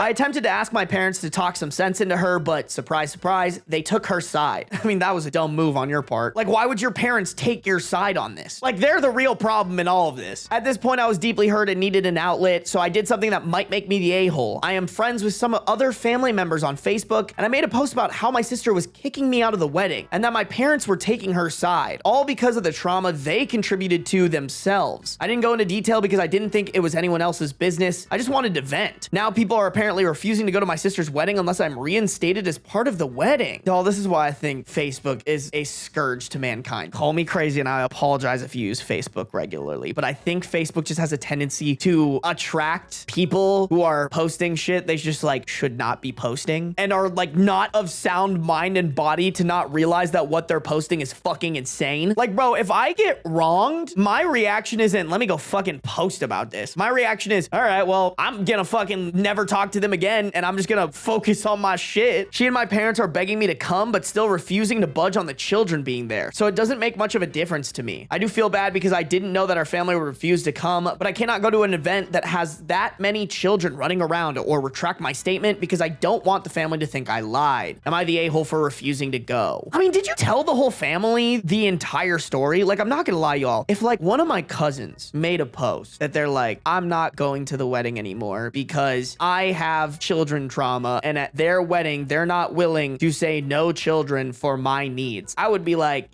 okay, bro, probably didn't want you there anyways. You know what I'm saying? I'm doubtful that OP fully told the people what the hell was going on. I feel like they might have left some shit out. Okay, there's a tiny edit. For those of you suggesting therapy, I am in therapy. Get a new therapist. Your therapist sucks if they're letting you fucking fly with this. My therapist is incredible and helped me realize how heavily my past has affected me. Check that therapist degree. I don't think they're doing their job. I have yet to discuss the Facebook post with her, but we'll see what she has to say. This is from 2 years ago, chat. You think they updated this shit? No, nothing. This is it, bro. Okay, they replied to one comment as negative 7.3K downvotes. Oh my God. Stuff that I was not able to share due to word count. I attended a community college and lived at my parents' house during that time, and there were repeated instances of me having to pick up my sister from school or activities on my way back, with no regard to the fact that I may have work to do at home or want to relax. All right, chat, should I be traumatized? I thought picking up your siblings from school was like a normal thing that you do. If that's a reason to have deep-seated trauma around getting parentified, like, bro, I just did that because the rule was, hey, Ben, we pay for this car and the insurance on this car and the gas for this car, and you get to use the car to go to hockey practice, hang out with your friends, go on trips if you want to. All that we ask is that you drive your sisters to school sometimes, pick them up sometimes, drive them to volleyball sometimes, pick them up sometimes, take them to friends' houses sometimes, and because of that, you are privileged with the fact that you have a car you don't pay for anything for. Which, to be fair, maybe OP doesn't have that deal, but OP didn't make it sound like they're like grinding or anything like that. If your argument was with no regard to the fact that I may have to go to work and they're making me pick them up with the car that I'm paying for and the gas that I'm paying for, then I'm like, okay, you have an argument here. But I'm kind of assuming, bro, that that's not the case. Okay, see, this is parentification, bro. I had to make dinner, help my sister with her homework, and help her get ready for bed every night for a year and a half while my mom worked and went to school for her PhD when I was 14. OP can shut the fuck up. No, for real. This is parentification. If you're making your siblings dinner really, really regularly, if you're fucking helping them with homework all the time, if you're helping them get ready for bed, that's parentification. Not, hey, can you go pick up your sister because you live under my house for free? Might be paying for your college. I don't know. We don't have all the context. I'm making a lot of assumptions here. Maybe they're not. Maybe they're worse parents. But like, after hearing that, like, that's the trauma you have, I'm like, Also, even better argument for this therapist sucks dick. Like, that's the scary part about therapy, chat. I do encourage therapy. That being said, there are bad therapists out there. Like, just because they got a degree doesn't mean they're good at their job. Sometimes it just means that they stuck with it and were smart enough to pass their classes. I was once left alone with my sister for 2 days and one night after my grandfather died, and my parents had to leave the state. How dare they? Yeah, see, chat, this is a devil. Hey, one of my parents just died. How dare you make me take care of my sibling for 2 days and one night? I wanted to be with my grandmother and family too, but my sister, in parentheses, who was 9 at the time and easily could have stayed with a friend or something, obviously had to just come first. I moved out of my parents' home at 26, and for the whole 11 years I lived with her, I was expected to help around the house with common tasks like dishes or vacuuming. Whereas she was only responsible for her room and cleaning up after herself, I could go on. My brother in Christ. That's what you do when you live in a house with other people. Especially when, and I'm assuming that this is like normal parenting, you weren't paying for the house. Like, you were contributing to the dishes, you were contributing to the mess that you had to vacuum up. Like, what are you fucking talking about? Yeah, I'm sorry. I'm making a lot of assumptions here, but I am not reading this paragraph or anything else from OP and being like, oh yeah, you sound like a fully healed human being with a good therapist and trauma that actually comes from a place that makes sense for that trauma. Like, it sounds like you probably just really wanted to be traumatized by something and your therapist gave you something to be traumatized for. Like, shit, bro, if that's what we're qualifying it as, like, I got parentified, man. Shit, bro, when I have to visit my family, like, I still help out with that shit. She's vague on purpose because she knows she's wrong. Yeah, I think that's a common tactic. OP was being vague, quote unquote, and they still think they're fully traumatized and in the right here. Like, I think the human brain goes kind of crazy when it comes to like being proven that you're wrong. Like, I know for a fact it's more likely for humans when they're proven wrong to double down on their wrong belief than just admit that they were wrong, because humans innately don't want to be wrong. So it's super interesting because, like, we got to remember OP's 40. OP is solidified in this mindset and now just looks for things that will support her current mindset, and anything else gets dispelled. Yeah, OP sounds fully convinced they're traumatized. I would agree. Like, I think in OP's head, this all makes sense. We see it and we're like, this makes no sense, honey. You are mad fucked up. Keep that fucking therapist a mile away from me. Just what an absolute terrorist of a therapist. More Beans? All right, bet. That's fair. Beans is up on his tower of terror. Oh, look at his little ears sticking out. Beans. No, he is eepy baby boy. Am I the a-hole for inviting my girlfriend on an expensive vacation and expecting her to pay all of her share? In parentheses, I make a lot more than her. We have a 29 male OP, 28 female girlfriend. My girlfriend, myself, my parents, and my brother and his wife all went on vacation in another country a week ago. My brother and I were the ones who did most of the planning of the itinerary, although we did ask everyone else for input. For background, I make about $150,000 as an IT consultant. My girlfriend is a teacher making $45,000 a year. Do people love their partners? Genuine question. That is an unfathomable discrepancy, man. My parents are pretty affluent, as well as my brother and sister-in-law. My girlfriend knew this trip was coming up and took on a second job waitressing on the weekends for several months to get ready for it. We have always split things 50-50 in the 2 years we've been together. That's so crazy to me. I mean, I guess you guys have seen my finances before. So like, I'm making this and my girlfriend's making this. There's no way we're splitting it 50-50, bro. No, just absolutely no way. Unless she was adamant about it and she was the one who was like, no, this is what I'm gonna do because this is what I want, I would never let this happen. He does not like her. I agree. This is not the actions of somebody who actually likes their partner. There were a few times on the vacation when she did not go on the outings with us. Wine tasting, scuba diving, etc. She also would only eat 2 meals a day, simply stating that she was on a budget. My family does favor more high-end, expensive places. My parents thought it was very strange that she only eats 2 meals a day, although normally she eats 3. Like, God forbid you just pay for your girlfriend to have 3 meals a day. Like, that's so fucking crazy to me. I hope my girlfriend knows I would never do that to her. I would genuinely rather KMS in Fortnite, of course. Guys, by the way, not only because I would not be okay with that, but also, like, if my family found that out, that I was doing that, they would fucking berate me, bro. Like, isn't he worried about public opinion or family opinion? Can you guys imagine if it came out that I was making 3 times what my girlfriend was making and making her pay for shit and letting her go on a vacation and only eat 2 meals a day? Like, I really hope you guys would be like, we can't watch fucking Sarby anymore, bro. Ain't no way we're gonna follow somebody who acts on those broke boy activities like that. When we got home, I asked her why she skipped out on several of the outings and only ate 2 meals a day. I mentioned how I heard her stomach growling one night, and I said I was concerned about her having an eating disorder.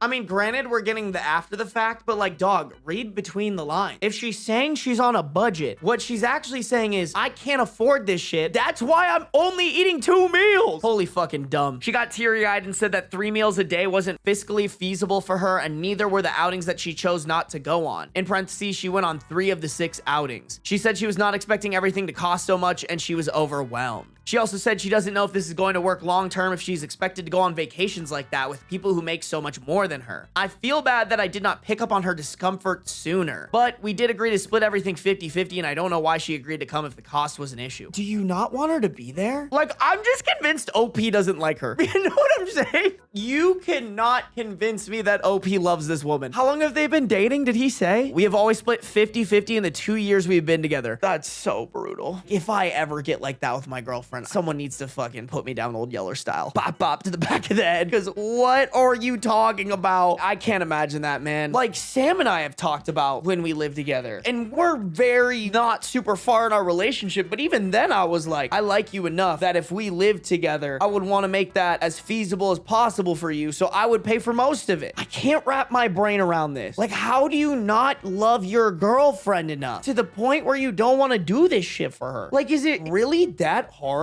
He's like, oh, I noticed your stomach was grumbling. Like, go buy her some food. Like, if I hear my girlfriend's stomach grumbling, like, that's the first thing I'm doing. I can't wrap my head around it, chat. Did he not tell her it would be insanely expensive? Fall Raven, I think he did. Because he mentioned that she got a waitressing job. Like, don't get me wrong. I think that's very admirable of her. But I think I would be like, hey, babe, while you do that, why don't we split it 70-30? You know? And if you can cover more, great. But like, let's not worry about money. Let's worry about you being able to enjoy everything with me and my family. Like, that's the priority, you know? This poor woman, man. The sad part is the conclusion she came to was she doesn't know if this is gonna work long term because of the fact that she doesn't think in the long term she can go on vacations like this again. Like, it's not her being like, hey, this is low-key fucked up. My partner doesn't care about me enough to come to an arrangement together that allows me to eat as much food as I need to eat and do the activities with him as my partner. Like, to me, unacceptable. I'm just asking for dudes who actually love their girlfriend. Is that so much to ask for? Oh my God. Y'all, the top comment on this, in his comments, he straight up called her not good enough for him. He deleted his page, so we can't even look. Oh! OP's comment, thank you. This is the first comment that's helped me realize that deep down, I think she's not good enough for me, and I do not want to give her more. Hold on, what did this comment say? You're the a-hole. It's pretty disgusting that she is willing to jump through all these hoops, miss meals, skip events, put herself in debt, all to spend time with you. But you, with all your wealth, aren't willing to even buy her lunch. Sometimes, being part of a relationship means giving up something you have to show how special the other person is to you. That is so cute and so true. It sounds to me like you would be totally okay with her telling you up front that she will not go on the vacation because she can't afford it. Meaning, you would still go and leave her behind. That's not a real relationship. The right thing to do would have been to offer to help pay the moment you found out she planned to get a second job just to spend extra time with you. You don't love or care about her, which is the bottom line. The more a man loves a woman, the more of him he wants to give to her. damn. Your takeaway from that is she's not good enough for me. Wow, what a fucking shit ass man. I felt this way for a little while, but I wasn't sure where the feeling came from. According to you all, she probably deserves better, so I'm sure we'll be breaking up shortly. Yeah, you're not good enough for her. Perfect top comment, bro. 8.6K upvotes on that comment, negative 13,000 on OPs. Like, you're less of a man if this is how you think. Like, you are just such a fucking loser. I don't care how much money you make. From one dude who makes a decent amount of money to another, you're a fucking loser. That's how I'm ending it, y'all. Like, oh man, what a loser mentality. Bro, is this how he's gonna treat his kids? Like, that's my thought process. This is gonna be the guy that like kicks out his kid by 18 and makes them pay rent if they want to stay. I wouldn't be surprised if he did that even earlier. Hey, the moment you turn an age that you can have a job, you have to start earning your keep type shit. I think those parents are the worst, bro. I understand chores and things like that to teach responsibility, but earning your keep parents are disgusting to me. How did he get she is the issue from you are the issue is beyond me? I mean, I feel like you have to be a narcissist to think like this, right? There's no way that a person with a healthy functioning brain can think like this. That is the only explanation I'll accept.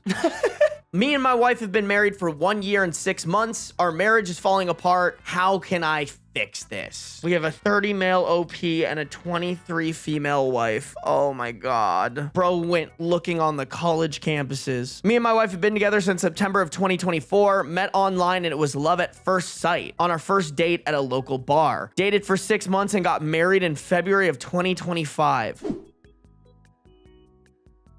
That will never not come off as fucking weird to me. Like, I know some people leave comments, they're like, I dated my partner when they were super young and it turned out well for us. Like, I'm not saying it can't, I guess. But bro, when you're 8 years older than someone and they're 21 at the time, maybe 22, probably more like 21, and you speed run getting married to them after 6 months, like, to me, that comes off manipulative. Like, you are taking advantage of somebody who is barely learning how to think for themselves and being like, yeah, let's just get married. Let's put you in a position that makes you monumentally more vulnerable and susceptible to manipulation. Like, that's crazy. Here's the thing, y'all. We've like read stories where like it kind of works out and it's fine. Like, I don't want to sit here and be like every age gap relationship like this is awful. That being said, one like this, absolutely. If you're gonna be in that big of an age gap relationship, at least let them get to like 25, 26, 27 to become a real adult. Yeah, see, I was 28 when I met my 37-year-old husband. I think that's fine, Levicino. That to me is fine. It's when the person is such a young adult that like this girl could barely drink at this point. She should not be getting married, let alone, in my opinion, dating like a 28, 29-year-old and then getting manipulated into marriage. Okay, so they got married in February 2025, moved in together and stayed in an apartment in Georgia for a year until April 2026. Backtrack to July 2025 is the time she got pregnant with her first child.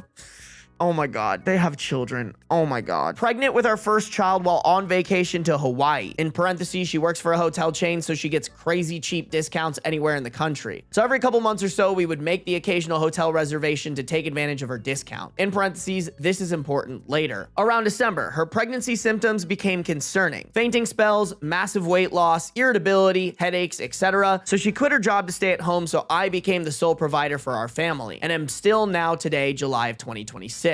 Fast forward to our son's birth in March of this year. December until now, the pregnancy was very hard on her and our son was born, in parentheses, a C-section, a week shy of the 9-month mark. Very healthy, 9 pounds, no health problems whatsoever. We spent 3 days in the hospital until my wife was healed up enough to be discharged from the hospital. I was having a difficult time adjusting to the life of a father for the first couple of weeks after birth, and my wife wasn't having any of it, even though her doctor ordered her to take it easy. If she saw me in distress or unhappy, she would go out of her way to do household chores or baby duties and make me feel awful every step of the way, guilt tripping me because I didn't do everything with a smile and no complaints. Our parenting styles constantly conflicted and we butted heads repeatedly about decisions regarding our son's life, and her helicopter parenting style and her inability to trust me in caring for our child. In parentheses, every new parent makes small mistakes, and I got burned by her every time I did something that can be conceived as harmful to our child. Okay, but what are you doing? She would coach me every step of the way of his care like she was a baby expert, even though I'd experienced with my siblings growing up when I was younger. I'm not gonna lie, I don't like the fact that he's not telling us these examples. Because don't get me wrong, I think there are some people who are helicopter parenting to a point where it's detrimental. But like, what were you doing, bro? Why didn't you tell us some examples so that we could have an idea of how bad her helicopter parenting was? Our 1-year lease was up on our Georgia apartment at the beginning of April. In parentheses, also my job was contract work and had expired. So the following month after our son was born, we agreed to move back to my home state in Texas away from her family. So I really respect her leaving them behind to move across the country with me, especially since she's actively recovering from her C-section at the same time and has been in constant pain. I'm just trying to wrap my head around this, bro. I really respect her leaving them behind to move across the country while she's healing from a C-section. Like, bro, you shouldn't be respecting her. You should be feeling bad. Like, I just can't even fathom this. My mother helped us find an apartment that's within our budget. In parentheses, it's a low-income apartment, so some problems were to be expected. And we had to take her word for it being a safe home for our family, but has been nothing but a nightmare since we moved in. Every day, my wife would blame me, yelling at me for setting such a low budget for a 2-bed apartment in North Texas. In parentheses, $1,500 a month after bills, and I've been unemployed since February, living off of savings. She believes that North Texas is the only low-income area to have millipede infestations. In parentheses, maintenance has done nothing to solve this. I've struggled finding work ever since we moved here in April, so I went to a job fair and had no luck finding any work yet again, but got approached by a recruiter for a school that I can qualify for with government assistance for some much needed certifications to advance my technical knowledge. Okay, not the time to go back to school, bro. You gotta pay your bills and feed your fucking kid. So I went home with this flyer and talked to my wife about it, and we came to an agreement that this class in California would give me the skills to land a very successful career shortly after graduation. She said she could hold down the fort with our son for 6 weeks so I could go to school. In parentheses, found out halfway through my schooling she got diagnosed with postpartum depression / rage? That's not a thing, right? Am I crazy? Postpartum rage isn't a thing. That's him talking about how he feels about it, huh? Wait, postpartum rage is a thing? Is that something you can legally be diagnosed with? Oh my God, it is. Damn, this is the first time I'm ever hearing of postpartum rage. Okay, I guess that's important context that he's not making this up. I was gone the whole month of June, and this millipede infestation got worse and worse. Her phobia of them made her lose her mind. So the blame game started. She said that I subjected her to living in these awful conditions, and this continued every day for almost the entire 6 weeks. Fortunately, right around the time I left our son, he had started sleeping through most of the night, so the restless nights of infancy were coming to an end, but he was still very clingy and constantly cried when she would put him down. Now, these are the real problems and the purpose of this post that's been the major issues these past couple of weeks that I desperately need an outside perspective for. Hold on, everything that you just described up until this point are major issues, bro. How are you gonna tell me that these aren't the major ones? He cheated on her. That's my prediction. He for sure cheated on her. While at school, she had a very hard time caring for our son as the only main person caring for him and fighting a bug infestation at the same time. Turns out my son developed a serious rash across his body from them. I had offered her solutions, suggesting her to stay at my sister's house as she had a spare bedroom to escape the bugs. I gave her my mother and best friend to watch our son 2 days a week for a few hours so she can have alone time to take care of errands and herself because our son's been overly clingy, needing 100% of her energy. And eventually she stayed at a hotel for a couple nights to cool off and decompress, but she still got progressively worse until one of these nights, she told me she had to leave the apartment and take a flight to another state to get away since she's been alone and depressed. In parentheses, I called her multiple times a day. What could I really do?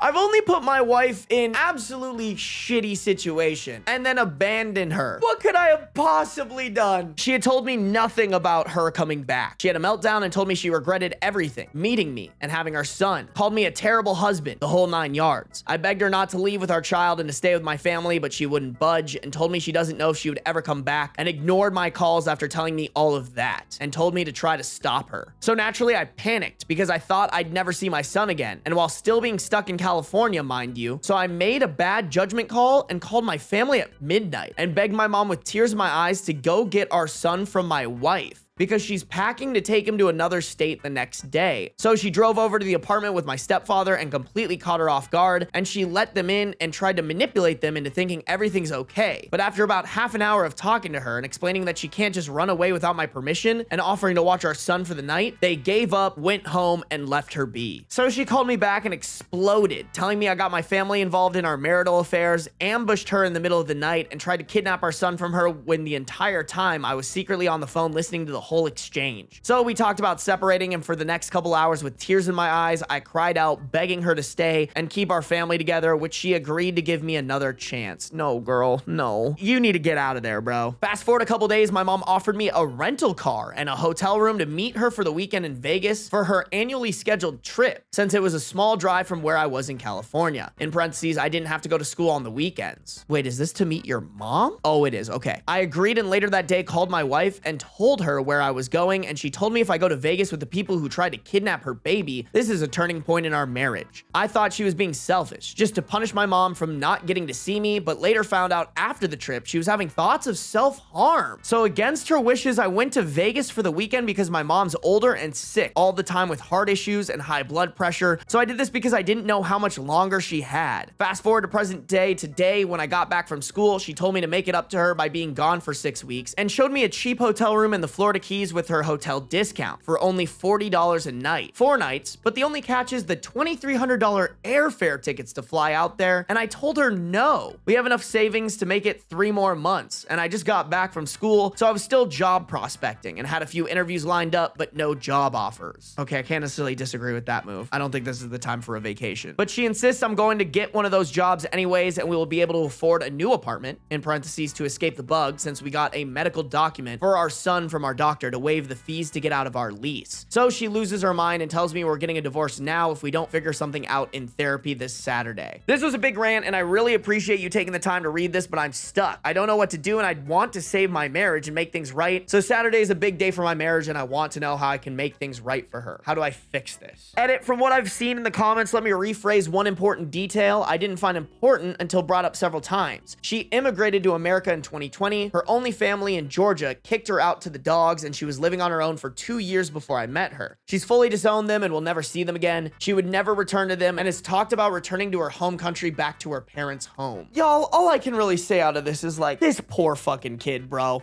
Like, there's just so much that went wrong that I'm like, at this point, I don't even know where to start. There was so much shit in this. Yeah, this dumpster's on fire. No, for real. It's not even a dumpster. The whole fucking block's on fire. I don't know, y'all. I'm just all over the place on this. Like, we have just so many issues. They need a better place to live. They need more helpful support. Wife needs support for her PPD and PPR, which I just learned about. I mean, like, I understand why OP went to this school, but like, are you guys on the same page as me of like, that was not the fucking time? Like, hey man, your wife is in an apartment that is infested with millipedes. You guys are dwindling your savings. You have a newborn child. Bro, put off the 6-week schooling when you have figured out some of the crazy shit at home. Go find a job, get your wife treatment, figure out the millipede situation, either relentlessly hound your landlord or try to figure that shit out yourself. Like, this is not the time to be like, sorry babe, we're going to California. Bro, every turn that they took, they made the wrong decision. Wife included, by the way. I want to give credit to, like, don't get me wrong, this wife was for sure baby trapped. But I mean, when they're in this situation, requesting a vacation is just not the right move. I was kind of flabbergasted at that. I was like, oh my God, maybe that's a long ploy for her to get out of this situation, which, to be honest, I actually agree with. I think if anything, it sucks that she doesn't have any family she can fall back to, because that's what she needs right now. She needs family or a friend to go stay with to get away from OP, who, like, in my opinion, I would put all of the blame on him for leading them down this path to where they're at right now. Sounds like she just wants a room without millipedes. That's what I'm saying, bro. Like, OP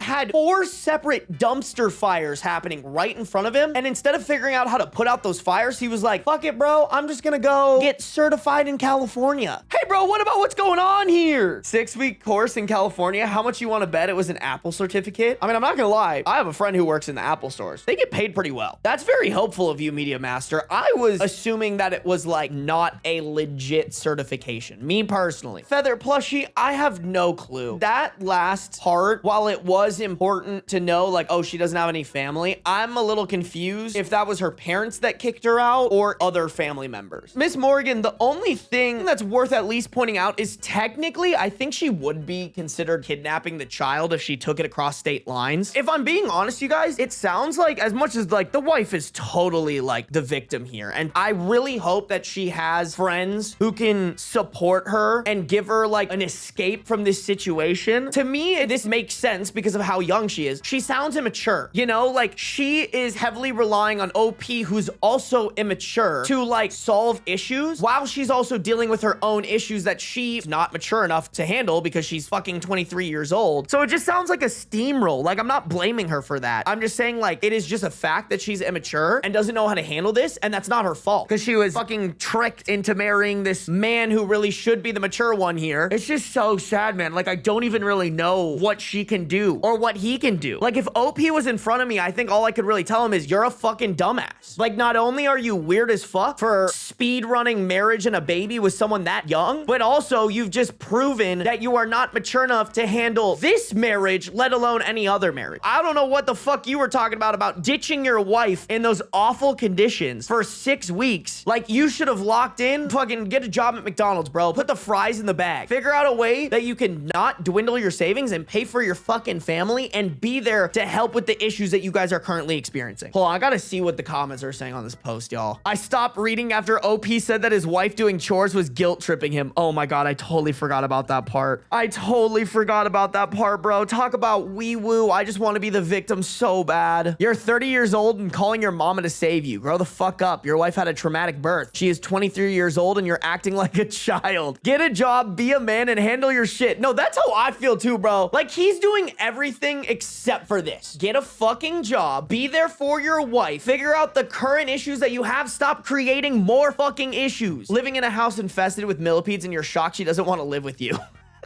He tried to get mommy to kidnap his son. What the fuck is wrong with him? How does one helicopter parent a newborn? That's actually such a good point. Actually, I agree with that. On top, you use your family at every step to steamroll her. That's so true. Why the fuck is the family like not supporting her more? I think that was kind of the thing that I was surprised by too, is like, if your mom and your sister are so close and you guys are struggling as heavily, like, why are they not there to help? Don't get me wrong, y'all. I think this is, I'm not defending OP. I'm more defending this statement in general. I think there are some people who get so overprotective of their child that they do like shun everybody for doing like anything wrong with their kid. I do want to like throw that out there of like, that is a possibility. I wouldn't consider that helicopter parenting, but I would consider that like when you ask somebody to like load the dishes for them and they load the dishes, they just don't load it how you would have done it. And then you yell at them for that. Like, to me, people can do that with their kids, right? They can be like, oh, you didn't do this thing exactly how I would have done it. You're stupid. You're dumb. Like, I've seen that before. That is something that I would like to throw out there as a possibility. That being said, I venture to guess that's not what's happening here. I think most of the wife's issues stem from OP, not from immaturity. Sim girl, I just have to disagree with you on that. Don't get me wrong, OP isn't helping, but like a 23-year-old in the situation that she's in, I'm so sorry, you can't convince me that a 23-year-old would be mature enough to handle that. She is in constant pain from her surgery. She's dealing with a kid. She's dealing with millipedes. She's dealing with a fuck-ass husband. Like, I'm so sorry. I don't think I would be mature enough to handle that. Like, I can't even imagine that, bro. Me calling her immature, that's not like a roast or a diss. That's just like inherently factual when you're that age. Like, I truly think you are too, and I might be wrong for this, but I think you're too immature to handle a kid if you're below the age of like 24, 25. I would even argue those numbers are pretty low. Me personally, I would argue, and not saying that in like, you know, when you call someone immature, it's like a mean thing to say about that. Not like that. More immature on like, there are just things that you can't be mature about when you're a certain age. That's how I feel about it, is like, there's just no way they can be mature enough to properly handle a kid and all the other shit that's happening there. Her being immature was by design. That's why he married her. He wanted someone immature who would think he knew best. Oh yeah, no, 100% called me so-so. I agree with that. The only thing she did wrong was wanting to go on vacation. I think you could maybe argue, like, I don't think it's a great move taking your kid across state lines, because legally that is kidnapping. You know, not saying that she was wrong wanting to do that, but like, to be honest, if that had happened, OP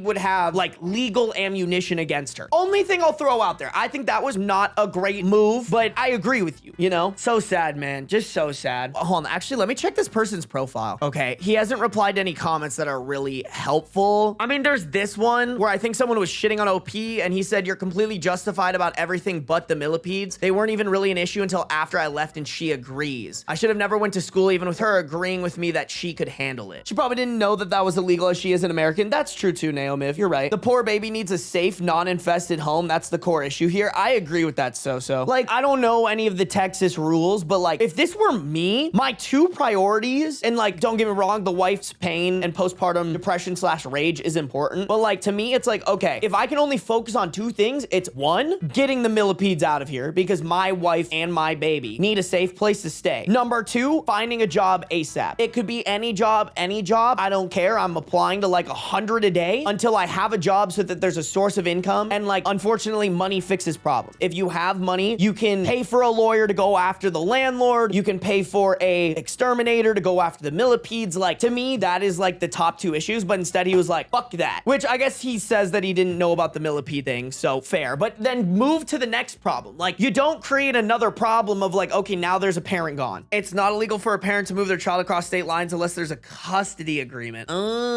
Is that true though? I could have sworn there was something about like, if the other parent doesn't consent, but maybe I'm wrong about that. Yeah, taking the baby out of state without the other parent's permission. Like, I think that parent can technically write that as kidnapping. Yeah, bro, I'm sure it's different for everybody. Oh God, yeah, I forgot you guys have different laws per state. No, dude, it definitely sucks. In Texas, you can take a child out of state if there's no custody agreement. All right, cool. You know what, girl? Get the hell out. I'm just like, does she have any friends in Georgia? Like, that's the hard part, is you probably know that she doesn't have any friends. Man, this whole thing's fucking sketchy, chat. Just a heads up, the next two that we're gonna read might be a little bit of trigger warning worthy. So just kind of a heads up for y'all, giving you a little bit of a notice on those. All right, guys? Am I the a-hole for reminding my girlfriend it was her decision to have an abortion? Oh God. Hi, Reddit. The situation is getting out of hand, so I thought I'd ask here. I, 25 male, have dated my girlfriend, 25 female, for 6 years now. About 5 months into our relationship, I got her pregnant. Bro, no way. Just no way he's gonna throw this in her face. After 5 months? This is in spite of the fact that I wore protection. We were only 19, so I thought she'd come to her senses and decide to abort. However, she slowly began to warm up to the idea of keeping the child and raising it. Oh. Okay, now I'm a little confused. Let's keep reading. I tried very hard to show her the other side. My parents contacted her to voice their disapproval of keeping the baby, but this didn't sway her. So then I contacted her parents, and they sided with me. This swayed my girlfriend a bit more. Ultimately, it was only when I told her that I would leave her if she kept the baby that she agreed.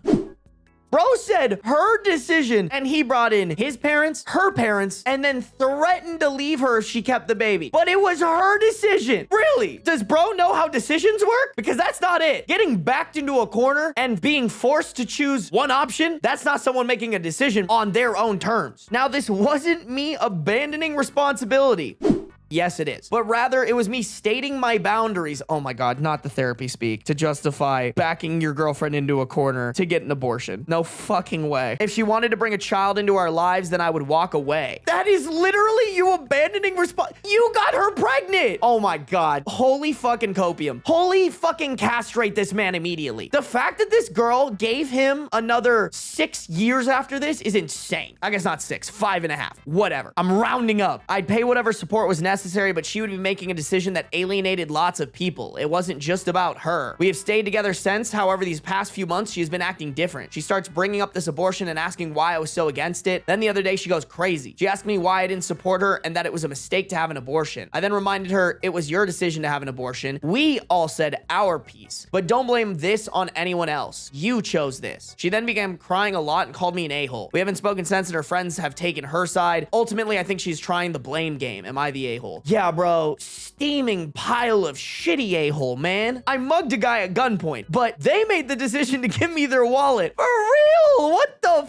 fuck? What kind of Delulu juice is this guy drinking? Give me that shit. You must be so much happier in life if this is how your brain works. If you're this fucking stupid to the point where you can jump through hoops to make it so that it's not your fault in scenarios like this, like, holy fuck, man. I hope this girl left his ass. Oh my God. Just what the actual fuck, bro. 7 years ago, someone said, you're the a-hole. Worst case of gaslighting I've ever seen. I don't even think gaslighting was that big of a word 7 years ago. And bro pulled that shit out. Holy fuck, man. Just wow. The mental gymnastics. I'm not abandoning responsibility by telling you that I would leave you if you had a child. I'm just setting my boundaries. Like, shut the actual fuck up. Anybody watching this, if a man tells you I'm not abandoning responsibility by telling you that I'd leave you if you had this child, I'm just stating my boundaries. You need to shoot him on the spot in Fortnite. Like, I don't know what to tell you, bro. That is insane. Please don't stay with that man. I wonder what got her to all of a sudden 6 years later start thinking about it again. Trigger warning for this story and maybe some future stories as well. Am I the a-hole for making my girlfriend leave the country? This is my first time posting on Reddit, so forgive any errors or if the format is weird. I also can't give too many details as my girlfriend and a lot of close friends are avid Redditors. I, 28 male, have been dating my girlfriend, 27 female, for 5 years. We met in college where she was an international student. She started working after graduating while I am currently doing a master's. Her company was sponsoring her visa until they got bought out and she got laid off. She was given a limited time to find a new employer to sponsor her a new visa, and it really stressed her out. She was applying to jobs every day and did a lot of interviews, but unfortunately wasn't able to get an offer. She really wanted to stay since she loves the place and I would still be here in the country. While I was out with a buddy, he suggested that I sponsor her visa since we have been in a relationship for quite some time. I love her and I didn't want to see her stressed out, so I told her about the idea. She was hesitant at first. She said she didn't want me to think that she was with me so I could be her way to a permanent residence / citizenship to the country. I wanted her to stay and I wanted to do it. We consulted an immigration consultant and decided to do the paperwork on our own. She was the one who mostly looked into the stuff we needed to prepare. She still applied for jobs, but not as urgently as she used to. It took a while since we never really had anything joint. We lived together and just split the bills on our own. She had enough saved up to be okay for a while. I had to fill out some paperwork to be her sponsor and I felt uneasy about it. I did want her to stay, but it felt like it was too much. Eventually she was done with her part and all that was left was mine. I finally told her that I didn't want to go through with it. She was very upset and asked me why. I told her that I suggested the idea because I didn't want to see her stressed out all the time and that I eventually realized that I shouldn't have to be responsible for her. Hey babe, I bait and switched you because I didn't want to see you so stressed out. And instead of being stressed but looking for a solution, I led you to believe that I was going to give you a solution. We had a long talk where I told her that I still want to be in a relationship with her, but I just don't want to be forced to be responsible for her. She said she felt very hurt by what I said.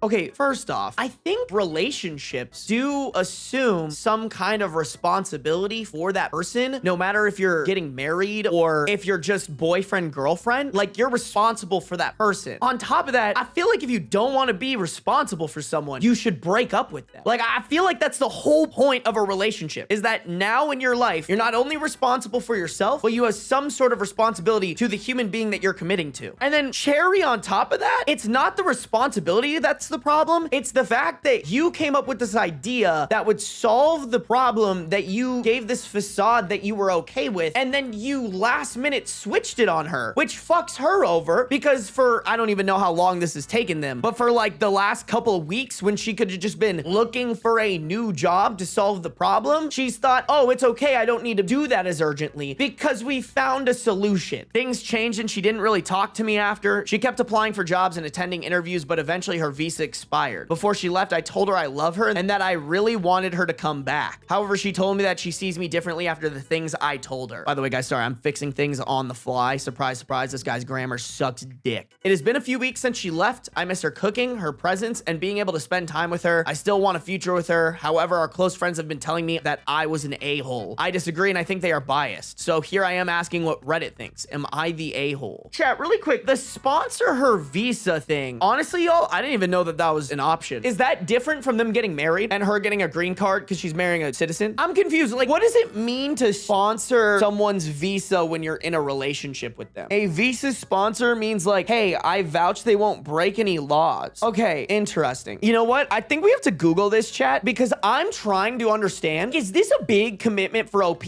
Not that I'm trying to find a reason to justify what he did. He's still a fucking dickhead. I'm just trying to understand the full situation, because for me, if he was getting married, like, I do understand a little bit being like, oh, that's a big step. Don't know if I want to do that. Like, I would recommend anybody who's having second thoughts about getting married to their person, like, you probably shouldn't do it if you're second guessing it and you're not ecstatic about it. That being said, what he did bait and switching her isn't okay. So I'm just trying to understand the full scope of everything going down here, because to me, sponsoring a visa sounds way less of a commitment than like marrying someone. So I'm just trying to understand, like, what did he pussy out on? That's essentially what I want to know. I looked up, what does sponsoring a visa in a relationship entail? There's this Reddit post here that says it means if you are the one signing form I-864 to undertake certain financial obligation. I'm not even really sure what that means. Here's another one from a comment. It depends on what you mean by sponsorship. It can mean 1, petitioning someone so that they can qualify for a green card. 2, being a sponsor as an I-864 sponsor. 3, someone who testifies the relationship between the beneficiary and petitioner or the immigrant's qualifications. 4, sponsoring financially when they arrive, etc. Okay, wait. Someone gave a short version. To release yourself from sponsor responsibility, the immigrant must work 40 quarters, in parentheses, around 10 years at a full-time job, or file for citizenship after 3 years if a marriage to USC holds, or 5 years if not. But sponsorship does not automatically end with divorce if they never file for citizenship, and many immigrants never apply for citizenship as there's no requirement to do so. And some avoid it because their home country requires revoking their old citizenship. There is no requirement to work at all. For example, the immigrant can move in with someone who pays their way. You could therefore potentially be on the hook for life, although this is not usually the case. Okay, interesting. I mean, listen, it doesn't sound like not a big commitment. That being said, I still think the guy's kind of a pussy. Like, you can't take someone all the way to the finish line and then tell them to go fuck themselves, especially if there's someone who you claim that you love and whose idea it was to even run that race was your own. Sorry, I just went down that rabbit hole because I wanted to understand more of what he was like so afraid to sign his name to, which, to be honest, I don't even actually necessarily disagree with it. Like, if you aren't prepared for the consequences that this could entail, I don't think you should do it. That being said, don't wait till the last minute to be like, oops, don't want to do this. I know you could have been spending time looking for a job, but because I pulled out of this shit, you now have to leave. And then also not having the self-awareness to be like, wow, me doing that makes me a dickhead. Like, bro, your friends are saying you're the dickhead in this situation. You're probably the dickhead in this situation. He's edging her so bad. No, for real. This sounds like probably Canada or some shit. I mean, the language made me believe that it was the US. I don't know how immigration works in this country. I just know it's dog shit. Yeah, I mean, we also know where this is going, y'all, so it's a little bit scary. Edit, I've read through a lot of comments and everyone seems to think I'm the a-hole here. To those asking what my responsibilities would be, I would have to be financially responsible for her for 3 years. If she gets any government assistance or social welfare, I would have to pay it back. I also can't sponsor anyone else until the 3 years have passed. Also, I listed what I missed about her in no particular order. I listed that I missed her cooking first, but it doesn't mean I don't miss her. To the people who said I'm probably an immigrant too, what does that have to do with anything? My parents moved to where we are now, so here I am. I mean, we're all a bunch of immigrants, bro. That's the thing that blows my mind, is when people are so against immigration, like, how the fuck do you think you got here? Like, unless you're Native American, like, you didn't just spawn here, dog. I still stand by what I said. No one I know has to do anything like this. It just doesn't feel normal. I would want to eventually have a home with her, but I don't think anyone should have to be responsible for another person's decisions or their circumstances. It's just gaslighting if you convince someone that they should be. But that's not the problem here, bro. The problem is you wasted her time, got her hopes up by suggesting this yourself, and then couldn't follow through with it because you're a baby back bitch. I actually agree with them here. Nobody is entitled, unless you have a kid, nobody should be entitled to you being responsible for their decisions or circumstances. Like, nobody should have to sign up for that. That being said, you offered to sign up for that, got her to relax and not look at jobs and solely focus on getting this paperwork done, and then said, JK, LOL, I'm not gonna do that. That's the problem. I don't know if anyone will see this edit since it's been a few days. I have updates, so I'll probably do a separate post about it when I have time. Y'all, the fucking update for this? Wait, there's multiple updates before this? Okay, I mean, we gotta read the other updates, but like the way it ends is a trigger warning, so just a heads up, y'all. Okay, this is update number 1. Update. I talked to her over the weekend. She didn't have time to sell her car before leaving, so she contacted me saying she did some paperwork to transfer the car to me. Girl, no, why would you do that? I mean, I guess she probably has to, huh? You didn't have any other friend you could transfer the car to? I would not trust this guy. I do understand that she felt hurt, so I told her that I would buy a plane ticket to go see her. She had never once went back to her home country after moving away, so I've never visited her home country. I wanted to show that I'm very serious about her and that I'm still committed, so I wanted to fly over to visit and talk things out. She immediately turned me down, saying that flight tickets are expensive and that I still have work. I begged her to let me, and she eventually said that she couldn't forget the stuff that happened and that she couldn't come back from it. I explained my side again, and while I understand that she is hurt, I shouldn't be forced to take responsibility for her, and that I hope she would be understanding of that. The conversation was long. She said she could never trust me again. She said I never saw a future with her from the start and that I abandoned her. She said it wasn't just about the sponsorship, but it played a big part in it. Yeah, I was gonna say, like, you guys have to remember they've been dating for 5 years too. Like, I don't know, I can't say this for sure, but I feel like if I was in a relationship with someone for 5 years, I would hope that I could be in a trusting enough position to be able to sign off on something like this for my partner. Me personally, in the end, she told me that she still loved me, but she doesn't think we should be together. So yeah, to clarify a couple things. One, why I didn't want to go through with sponsoring her. I would have to be financially responsible for her for 3 years. If she gets any government assistance or social welfare, I would have to pay it back. I also can't sponsor anyone else until the 3 years have passed. Okay, and this is where my knowledge of how this shit works is at a disconnect. If he's sponsoring her, does that mean it's easier for her to get hired because companies don't have to pay for visas? Because like, bro, your girlfriend doesn't seem like a bum. She seems like she wants to work. She just needs a longer chance to get a job. I think if anything, the only reason in my head that he actually had an issue with this was he was thinking about breaking up with her. Even though that's not what he's telling us, like that would be the only reason in my head why he would actually be worried about this. It's probably low key that like alpha male, like she's trying to get you to sign the papers so then you're responsible and you have to pay for everything for her. Even though you're probably a bum ass with a low key mid job.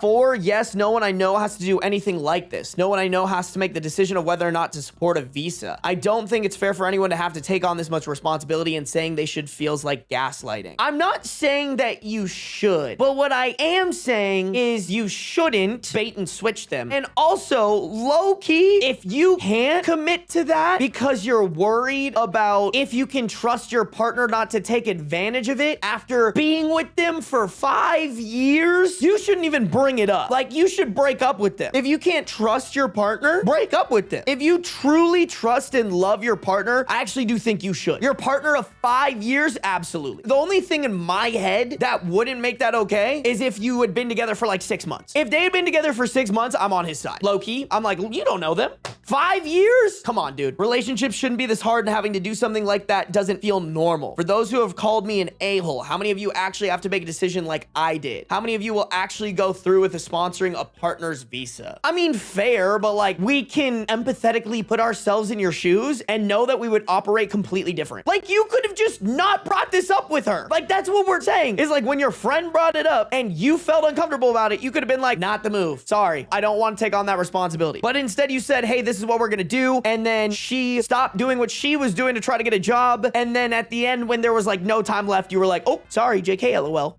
Good luck. Best of luck to you. I feel so bad for anybody who's friends with this moron, bro. Yes, savior complex without helping.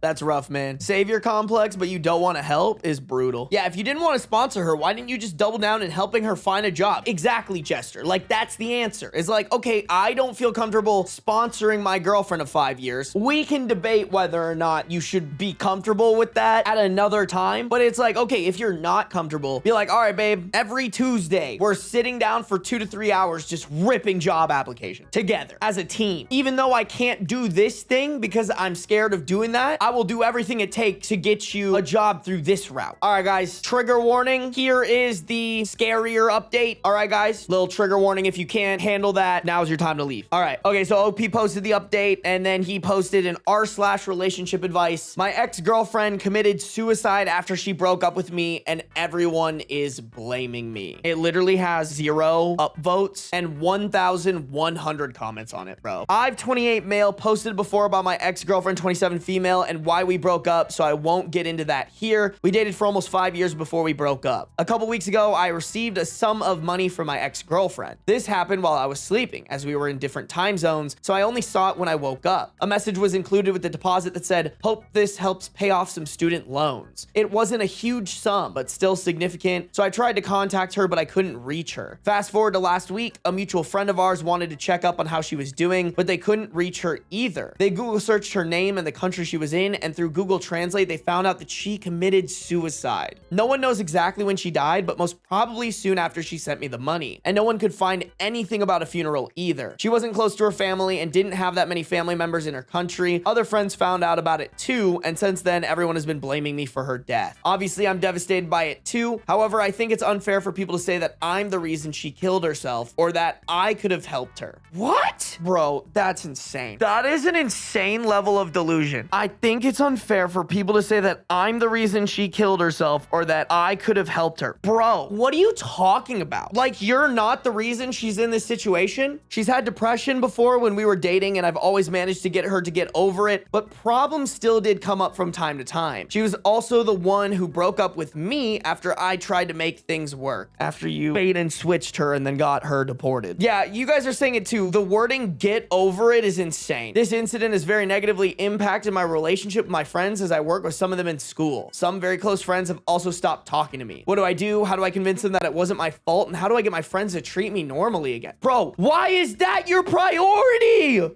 Hold on. Your ex-girlfriend, who you claim that you still loved, committed suicide, and your biggest issue is that your friends blame you for it because it is your fault, and you want to figure out how to get them to treat you normally again and convince them that it wasn't your fault. Like, oh my God. This is the most insane, like, narcissist behavior I've ever seen in my entire life. Like, God damn. Holy fucking sociopath, man. It's just so sad because you just know that someone that dumb is going to be that dumb for their whole life. Like, that man is going to go to his grave still thinking, oh, I did nothing wrong. Like, he probably uses ChatGPT as a therapist. I genuinely am, like, speechless. Like, how do you get through to this guy as a random person on the internet when he doesn't even understand that, like, hey, bro, if all of your friends hate you, probably means you fucked up. Like, if a bunch of my friends were like, hey, Sarby, we can't hang out with you anymore because you did something extremely fucked up. In my head, I would be like, damn, if my friends are saying that, I fucked up. But he's like, no, clearly I'm not wrong. How do I convince them that I did nothing wrong? Oh, Lord. Yeah, I was gonna say, I was like, why did she send OP the money, bro? He was not deserving of that shit. Like, I just wish she would have reached out to one of the other friends that actually cared about her. I feel like anybody else would have seen that and noticed that it was a cry for help. You know what I'm saying? That's insane, bro. I don't know why, guys. That just felt very manosphere coded to me. Like, all the shit that he was talking about felt like that misogynistic parasite. And it's just like, that's what happens when insecure men preach that shit to other insecure men. It just results in them being fucking terrorists. Literal proof that he did not love her at all. That's how I feel nonchalant bust down. At no point in this am I like, yeah, bro, this guy was really in love with her. R/pro-life. I hate it when they call us misogynistic just because I don't think women should be able to kill their children. Before we get into the last story, I just wanted to remind you guys, if you're enjoying the video, to hit that subscribe button or that follow button on Spotify. I'm guessing if you made it here, you've at least somewhat enjoyed your experience. And nowadays, with how these platforms work, when you hit those buttons, it basically just tells their algorithms that you really want to be shown these videos. So they'll prioritize showing you my videos every single week. That way you don't miss one. So if you don't want to miss a video,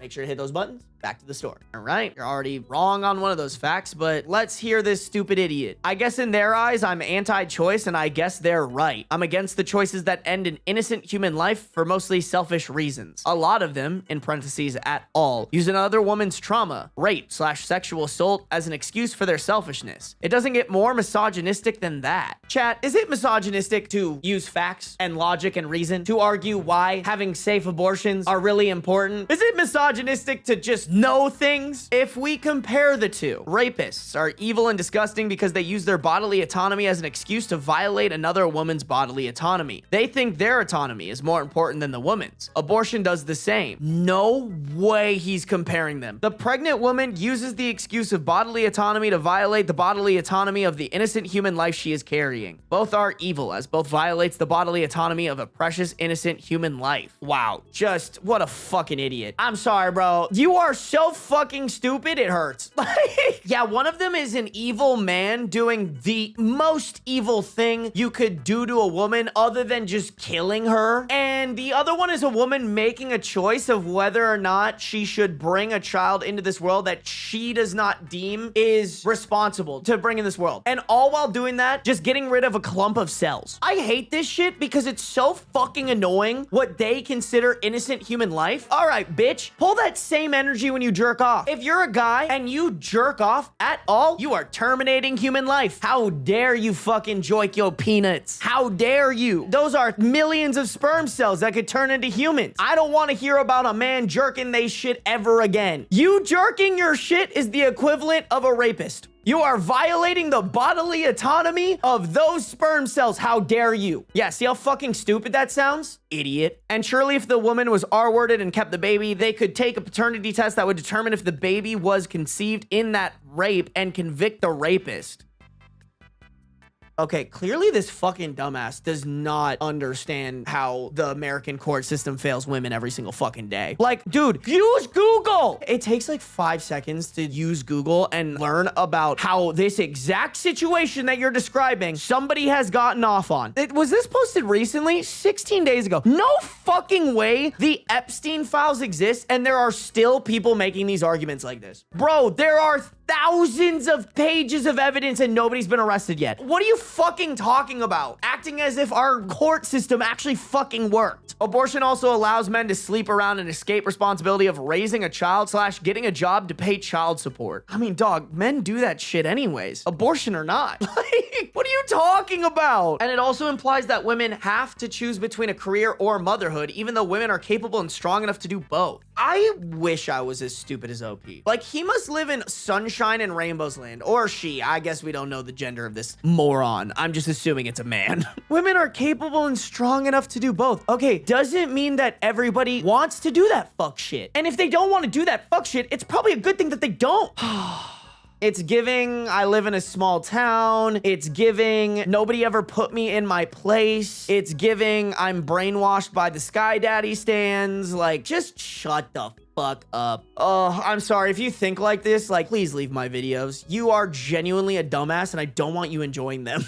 Like, please, for the love of God, I don't want you here. And you're just objectively stupid. And also, hey, bro, newsflash. If this is how you think, don't ever get an abortion. Be with somebody who never would want an abortion, all right? Let that complicate your life. Don't make other people do it. Like, why do you care so much about what other people are doing there? It affects your life 0%. It costs $0 for you to just shut the fuck up. Try it sometime. God, I just hope this person lives a miserable existence for the rest of their life. I hope they have a kid and it ruins their fucking life. You know what I'm saying? I would never wish that upon anybody else, but I just hope and pray they get a little terrorist and just, there's just one moment they were like, I wish I had believed in abortions. And then they feel bad about it. There's a cool governor that said, mind your own business on the matter. Exactly. They want to LARP that they have empathy so bad. No, for real. I've never met a pro-lifer who has the true capability to empathize with anybody. I'm not even joking. This made me remember to take my pill. Everybody take your birth control. All right? We do not miss birth control in this chat.